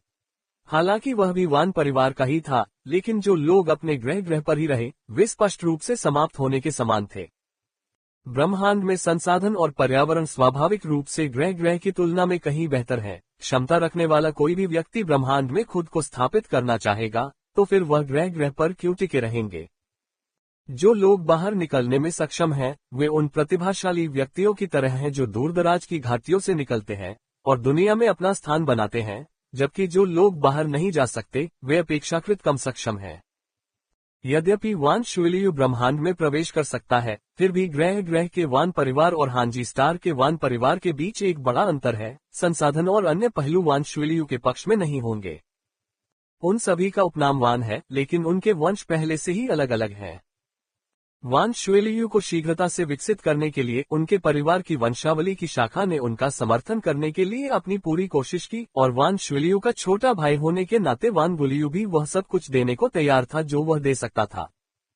यद्यपि उनका योगदान नगण्य था और वे केवल कुछ प्रथम चरण के आरोहित प्राणियों का ही शिकार कर सके थे, फिर भी उन्होंने वान शुलियू को वह सारा आत्मा आधार दे दिया जो वे प्राप्त कर सकते थे। वान गुलियू बहुत स्पष्टवादी थे। वे जानते थे कि जब तक वान शुलियू मजबूत होता रहेगा, जब तक वह आरोहण को तोड़ता रहेगा, केवल तभी वान परिवार की उनकी शाखा अपने मात्र सितारे को छोड़ सकेगी और एक व्यक्ति की सफलता सभी सहयोगियों को स्वर्ग तक ले जाएगी। फिर भी वान शुलियू, जिस पर उनके परिवार ने बड़ी उम्मीदें लगाई थीं, उनकी मां के तारे पर एक म्यूटेटर द्वारा हत्या कर दी गई। ये वान परिवार की वंशावली की वान गुलियू की शाखा के लिए किसी विनाशकारी आघात से कम नहीं था। एक 7th टर्न असेंडर जिसका अपने मात्र तारे पर लगभग कोई प्रतिद्वंद्वी नहीं था, इस तरह से मर गया, किसी की भी उम्मीद से परे। वान गुलियू को भी यह अकल्पनीय लगा था, एक म्यूटेटर 7th टर्न असेंडर को कैसे मार सकता है। लेकिन अब उसके पास इन मुद्दों पर सोचने का समय नहीं था, क्योंकि वान शुलियू की मृत्यु के बाद भी वान परिवार को जीवित रहना था। उसे नुकसान को कम करना था। Ads by PubFuture. उनका मानना था कि लिन शेन उसी ताकत से दूसरा हमला नहीं कर सकता। ये धारणा पूरी तरह से अटकलबाजी नहीं थी। वास्तव में उन्होंने कुछ विवरणों पर गौर किया था। जब लिन शेन ने उस भयानक शक्ति का इस्तेमाल किया तो उसके चारों ओर रक्त के रंग का प्रभामंडल फैल गया। इसका उपयोग करने के बाद लिन शेन का रक्त रंग का प्रभामंडल बिखर गया और ऊपर उठ गया, मानो बिखर रहा हो। ये सामान्य सहज कौशल से भिन्न था, जहां उपयोग के बाद चमक सामान्य रूप से वापस आ जाती थी। विभिन्न अनुमानों के आधार पर वान गुलियू ने निष्कर्ष निकाला कि लिन शेन दूसरा हमला नहीं कर सकता। वह एक साहसिक जुआ खेलने के लिए तैयार था। उसे blood prison king life base को पुनः प्राप्त करने की आवश्यकता थी। ऐसा करके ही वह नुकसान को अधिकतम रूप से कम कर सकता था। लेकिन वान गुलियू इसे स्वयं प्राप्त नहीं कर सका। उसने देखा था कि लिन शेन रक्त जेल राजा के चारों ओर मंडराता रहता था, कभी उससे दूर नहीं जाता था। स्पष्ट रूप से लिन शेन भी रक्त जेल राजा के महत्व को समझता था और उसे इसे लेने की अनुमति नहीं देगा। वान गुलियू को भी लिन शेन के बारे में स्पष्ट समझ प्राप्त हो गई थी। करीब से लिन शेन के पास एस्केंडस को मारने की क्षमता थी, इसलिए उसे लिन शेन को मौका नहीं देना चाहिए। अब जब तक अन्य आरोही एक साथ लिन शेन पर हमला करते रहेंगे, लिन शेन निस्संदेह मर जाएगा। भले ही वह मर न जाए, जब तक उसे रक्त जेल राजा के आसपास से जाने के लिए मजबूर किया जाता है। एक बार वान बुलियू ने इसे पकड़ लिया, लिन शेन अभी भी मौत के रास्ते पर होगा। वान बुलियू को राहत मिली कि लिन शेन सिर्फ एक क्रिस्टल बेस था।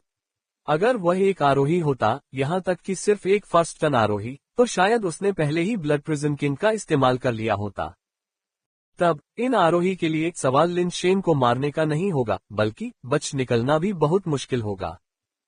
गुलियू, यह आदमी बहुत ही चालाक और धूर्त है, एक आरोही ने कहा। अभी लियू झोंग के साथ अपनी लड़ाई में उसने जानबूझकर अपनी असली ताकत छिपाई। भाई शुलियू को लड़ाई में शामिल होने के लिए धोखा दिया, जिसके परिणामस्वरूप एक ही वार में उसे मार दिया गया। हमें फिर से उसके विश्वासघात से धोखा नहीं खाना चाहिए। चलो आज के लिए पीछे हटते हैं और उसके बाद एक दीर्घकालिक रणनीति पर चर्चा करते हैं। वान बुलियू ने क्रोध में लगभग खून थूक दिया। उसने कभी नहीं सोचा था कि उसके साथ ऐसे कायसाथी होंगे जो केवल नाम के सुअ थे। यहाँ तक कि इस बिंदु पर भी उन्होंने कोई कदम उठाने की हिम्मत नहीं की। हाँ, क्या वान परिवार के सभी आरोही इतने कायर हैं? लिन शेन ने दिल खोलकर हंसते हुए उन पर ताना मारा। वान बुलियू ने अपने दिल में गुस्से को बलपूर्वक दबाते हुए गंभीर स्वर में कहा, आप सभी को हांजी स्टार से आने वाले आदेशों के बारे में बहुत स्पष्ट होना चाहिए। यदि हम इस बार वस्तु को वापस पाने में विफल रहे तो आपको परिणाम पता होना चाहिए। ध्यान से सोचें। NOLB-JAN.CO। आरोही, जिन्होंने शुरू में वान बुलियू की परवाह किए बिना भागने की सोची थी, उसके शब्द सुनकर एक बार फिर हिचकिचाए। अच्छी तरह जानते थे कि यदि वे वान नियानबे के आत्मा आधार को पुनः प्राप्त करने में असफल रहे तो वान परिवार को निस्संदेह दी मैन जनजाति के क्रोध का सामना करना पड़ेगा, जो संभवतः परिवार के विनाश का कारण बनेगा। हालांकि जब उन्होंने लिन शेन की ओर देखा और उसके ताने भरे शब्दों को सुना, तो उन्हें डर का गहरा एहसास हुआ और उन्होंने जल्दबाजी में हमला करने की हिम्मत नहीं की। लिन शेन के मुके ने उन्हें सचमुच भयभीत कर दिया था। उन्हें डर था कि यह वही था जो लिन शेन उनसे करवाने का इंतजार कर रहा था। तुम सब किस बात का इंतजार कर रहे हो? एक साथ हमला करो और उसे मार डालो, यही एकमात्र तरीका है जिससे हम बच सकते हैं, वान बुलियू ने एक बार फिर कहा। वान बुलियू, तुम्हारी साजिशें गहरी हैं। तुम खुद कोई कदम नहीं उठाओगे, बल्कि दूसरों को मौत के मुंह में जाने के लिए उकसाओगे। तुम्हारी चालाकी तुम्हारे भाई वान शुलियू से कहीं ज्यादा है, लिन शेन ने वान बुलियू के जीवन आधार से हमलों को चकमा देते हुए कहा। आरोही, जो वान बुलियू द्वारा कुछ हद तक राजी हो चुके थे और हमला करने की सोच रहे थे, अब एक बार फिर हिचकिचाने लगे। हाँ भाई बुलियू, तुम लड़ाई में शामिल क्यों नहीं हो जाते? आरोही की नजरें तुरंत वान बुलियू की ओर मुड़ गईं। लिन शेन की टिप्पणियों से उन्हें एहसास हुआ कि वान बुलियू ने केवल अपना जीवन आधार छोड़ा था और वह खुद लड़ाई में शामिल नहीं हुआ था। यदि लिन शेन वैसा ही था जैसा उसने दावा किया था और उसकी ताकत एक साधारण फर्स्ट टन असेंडर के बराबर थी या उससे भी कम थी, तो वान बुलियू लिन शेन को मारने के लिए अपने जीवन आधार के साथ सेना में शामिल होने के लिए आगे क्यों नहीं बढ़ा? असेंडर्स अपने जीवन आधारों का उपयोग करके युद्ध करना पसंद करते थे, मुख्यतः इसलिए क्योंकि असेंडर्स की लड़ाई में नजदीकी मुकाबला बहुत कठिन था, इसलिए वे शायद ही कभी हाथापाई में शामिल होते थे, लेकिन इसका मतलब यह नहीं था कि उनमें ऐसा करने की क्षमता का अभाव था। वास्तव में एक एस्केंडर की लड़ाकू क्षमताएं स्वयं एक लाइफ बेस से कमतर नहीं थीं। लिन शेन कोई आरोही नहीं था, वो उड़ नहीं सकता था, न ही उसके पास दूर से हमला करने की क्षमता थी, तो फिर वान बुलियू ने उस पर हमला क्यों नहीं किया? वान बुलियू हताशा से भर गया और इन मूर्खों को एक ही वार में मार पाने में असमर्थ था। उसे अपने क्रोध को दबाना पड़ा और उसने कहा, तुम्हें बस वैसा ही करना है जैसा मैं करता हूँ, अपने जीवन आधार का उपयोग दूर से ही उसका गला घोंटने के लिए करना है। यदि तुम्हें अपने जीवन आधार के क्षतिग्रस्त होने की चिंता है तो अपने पालतू कैप्सूल बाहर निकाल दो, इसमें कोई जोखिम नहीं है। वान बुलियू जानता था कि वह अब स्थिति को स्पष्ट नहीं कर सकता। अगर वह कहता कि लिन शेन के पास नजदीकी मुकाबले में एस्केंडर्स को मारने की क्षमता थी, तो इससे इन एस्केंडर्स के दिलों में संदेह ही बढ़ेगा। वान बुलियू, ओ वान बुलियू, तुम सच में मुझे मरवाना चाहते हो? तो फिर छिपना बंद करो और अपने पालतू जानवरों को बाहर जाने दो, लिन शेन ने कहा। Ads by PubFuture. एक बार फिर आरोही को हिचकिचाते देख वान बुलियू को क्रोध की लहर महसूस हुई। वह केवल इस बात पर दुख व्यक्त कर सकते थे कि अपने ग्रह से आए आरोही अपनी अंतर्निहित शक्ति सीमाओं के कारण उसे छोड़ने के बाद अत्यधिक सतर्क हो गए, जिसके कारण कई लोग भ्रमित हो गए और कोई भी जोखिम लेने से डरने लगे। जब वे अपने ग्रह पर निर्विरोध और प्रभुत्वशाली थे तो वास्तव में उनमें प्रभुओं जैसा भाव था, और वे ऐसे व्यवहार करते थे जैसे उनके अलावा किसी का कोई महत्व ही नहीं है। लेकिन जैसे ही उनका सामना किसी ऐसी चीज से होता जिसे वे समझ नहीं पाते, एलियन दुनिया में जीवित रहने के लिए संघर्ष करते हुए उनका असली स्वरूप सामने आ जाता। जो आरोही वास्तव में शक्तिशाली और सक्षम थे, वे अपने ग्रह पर अनिश्चित काल तक नहीं रह सकते थे। आखिरकार इन आरोहियों में से केवल वान गुलियू और एक अन्य प्रथम आरोही वान फैक्सियो भी वास्तव में वान उपनाम धारण करने वाले थे। अन्य आरोही लोग एक बड़े वृक्ष के नीचे छाया की तलाश करने के लिए वान परिवार में शामिल हो गए थे और वान परिवार के अंतर्तार्कीय संसाधनों का उपयोग करके एलियन दुनिया में आरोही प्राणियों का शिकार कर रहे थे। जब सचमुच अपने जीवन को जोखिम में डालने का समय आया तो कितने लोग ऐसा करने को तैयार थे। वान गुलियू के पास इस तथ्य के बारे में चुप रहने के अलावा कोई विकल्प नहीं था कि उसके पास कोई पालतू जानवर नहीं था। अन्य लोग ये कैसे विश्वास कर सकते थे कि सातवें मोड़ के आरोही वान शुएलियू के छोटे भाई के पास कोई आरोही पालतू जानवर भी नहीं था। उन्होंने कहा कि अन्य लोग उन पर विश्वास नहीं करेंगे, बल्कि वे और अधिक संदिग्ध हो जाएंगे। चाचा शियोंग, अगर वे उस आदेश का महत्व नहीं समझते तो क्या आप भी नहीं समझते? अगर हम उस वस्तु को वापस नहीं ला सकते तो हम उसे दी मैन जनजाति की राजकुमारी को कैसे समझाएंगे? वान गुलियू ने वान फैक्सियोग से शुरुआत करने की योजना बनाई। चाचा जियोंग, मुझे आपकी कोई चाल चलने की जरूरत नहीं है, बस अपने फ्लेम जायंट ड्रैगन को छोड़ दीजिए, बाकी सब मुझ पर छोड़ दीजिए। एक बार काम हो जाने के बाद मेरे भाई का ब्लड प्रिजन किन स्पिरिट बेस आपका हो जाएगा, वान गुलियू ने कहा। ये सुनकर वान फैक्सियोन की अभिव्यक्ति अप्रत्याशित रूप से बदल गई। रक्त जेल राजा की ओर उसकी निगाह लालची इच्छा से भर गई। लिन शेन ने वान फैक्सियोन की आंखों में नजर देखी और समझ गया कि चीजें खराब मोड़ लेने वाली थीं। जैसा कि अपेक्षित था, वान फैक्सियोन को वान गुलियू ने प्रभावित किया। वास्तव में, जैसा कि वान गुलियू ने कहा था, कार्य पूरा करने में विफल रहने और डी मैन जनजाति द्वारा जांच किए जाने पर उनका अंत अच्छा नहीं होगा। Ads by PubFuture. अब बिना किसी जोखिम के उसे केवल फ्लेम जायंट ड्रैगन को रिहा करने की आवश्यकता थी। यदि योजना सफल हो गई तो बढ़िया, यदि नहीं तो वह भाग सकता था। और यदि यह वास्तव में सफल हो गया तो सातवें मोड़ का रक्त जेल राजा अथाह मूल्य का था, जिसे वह अपने जीवनकाल में कभी प्राप्त नहीं कर सकता था। ठीक है भतीजे गुलियू, मैं आपकी सहायता करूंगा। ऐसा कहते हुए वह थोड़ा पीछे हट गया, अपना पेट लांचर निकाला और लिन शेन की ओर एक पेट कैप्सूल दाग दिया। रुको, वान गुलियू ने वास्तव में उम्मीद नहीं की थी कि वान फैक्सियोग इतना दुष्ट होगा कि वास्तव में लिन शेन को ज्वाला विशालकाय ड्रैगन के साथ निशाना बनाएगा। वान फैक्सियोन फ्लेम जायंट ड्रैगन को अपने पास रख सकता था और उसे अपने जीवन आधार का उपयोग करके दूर से लिन शेन पर हमला करने का आदेश दे सकता था, लेकिन किसी ने भी उससे लिन शेन की ओर गोली चलाने की उम्मीद नहीं की थी। वान गुलियू इसे रोकने में बहुत देर कर चुका था और वह बिना किसी हिचकिचाहट के लिन शेन पर हमला करने का अवसर ही भुना सकता था। यदि लिन शेन ज्वाला विशाल ड्रैगन से निपटने के लिए दौड़ा तो वह रक्त जेल राजा को लेने का अवसर ले सकता था। यदि लिन शेन ने ज्वाला विशाल ड्रैगन के हमले को चकमा दिया तो उसे पीछे हटने के लिए मजबूर होना पड़ेगा, और वान गुलियू के जीवन आधार तलवार के हमले के साथ वे अभी भी लिन शेन को पीछे हटने के लिए मजबूर कर सकते हैं, जिससे वान गुलियू को रक्त जेल राजा को लेने का मौका मिल जाएगा। अगर लिन शेन ने सीधे लड़ने का फैसला किया तो उसे ब्लड प्रिजन किंग के पीछे जाने की जरूरत नहीं होगी।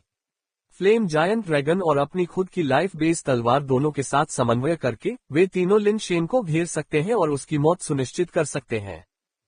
वान फैक्सियोग वाकई बहुत मजेदार है जो इस तरह से असेंशन पेट का इस्तेमाल कर रहा है। क्या उसके दिमाग में कोई छेद है? तू शियाओदाओ के बगल में बैठी लड़की ने हंसते हुए कहा। उसे लगा कि वान फैक्सियोग वाकई मूर्ख है। हालांकि तू शियाओदाओ ने कहा, यदि आप सचमुच सोचते हैं कि वान फैक्सियोग मूर्ख है तो वास्तव में मजाकिया व्यक्ति आप स्वयं हैं। क्या मतलब है तुम्हारा? लड़की के मन में कई सवाल थे। क्या तुम सच में सोचते हो कि वह पागल हो गया है जो लिन शेन पर पालतू जानवर को गोली मार रहा है? अगर तुम ऐसा सोचते हो तो तुम बहुत भोले हो। उसने ऐसा जानबूझकर किया ताकि वान गुलियू को कार्रवाई करने के लिए मजबूर किया जा सके। केवल ऐसा करके ही वे परीक्षण कर सकते थे कि क्या लिन शेन अभी भी उस भयानक शक्ति का उपयोग कर सकता है। तो शियाओदाओ ने खारिज करते हुए कहा, तुम्हें लगता है कि वे इतने डरे हुए हैं, वे क्यों नहीं चले गए? उन्हें ये भी संदेह है कि लिन शेन अब उस ताकत को उजागर नहीं कर पाएंगे और वे 7वें मुड़ के रक्त जेल राजा को भी चाहते हैं। लेकिन वे जोखिम लेने से डरते हैं, इसलिए वे केवल वांग बुलियू को ही जुआ खेलने दे सकते हैं, तो शियावदाओ ने जारी रखा। तो वांग बुलियू को उसके द्वारा धोखा दिया गया है, कितनी दयनीय बात है, लड़की ने कहा। नहीं, वांग बुलियू वास्तव में इस बात से अच्छी तरह वाकिफ है कि वान फेक्सियो क्या सोच रहा है, और शायद वह यही चाहता था, तो शियावदाओ ने अपना सिर हिलाया। जब वे बात कर रहे थे तो ज्वाला विशालकाय ड्रैगन पहले ही लिन शेन के सामने उतर चुका था और अपना जीवन आधार उगलने के लिए अपना मुंह खोल रहा था। लिन शेन ने पीछे हटने के बजाय तलवार कलाकृति की हत्या के प्रयास को चकमा दिया और ज्वाला विशालकाय ड्रैगन पर हमला किया तथा सीधे उस पर मुक्का मारा। ये देखकर वांग बुलियू बहुत खुश हुआ और उसने लिन शेन की वापसी को रोकने के लिए अपने जीवन आधार तलवार का इस्तेमाल किया और रक्त जेल राजा जीवन आधार को जब्त करने के लिए गति बढ़ा दी।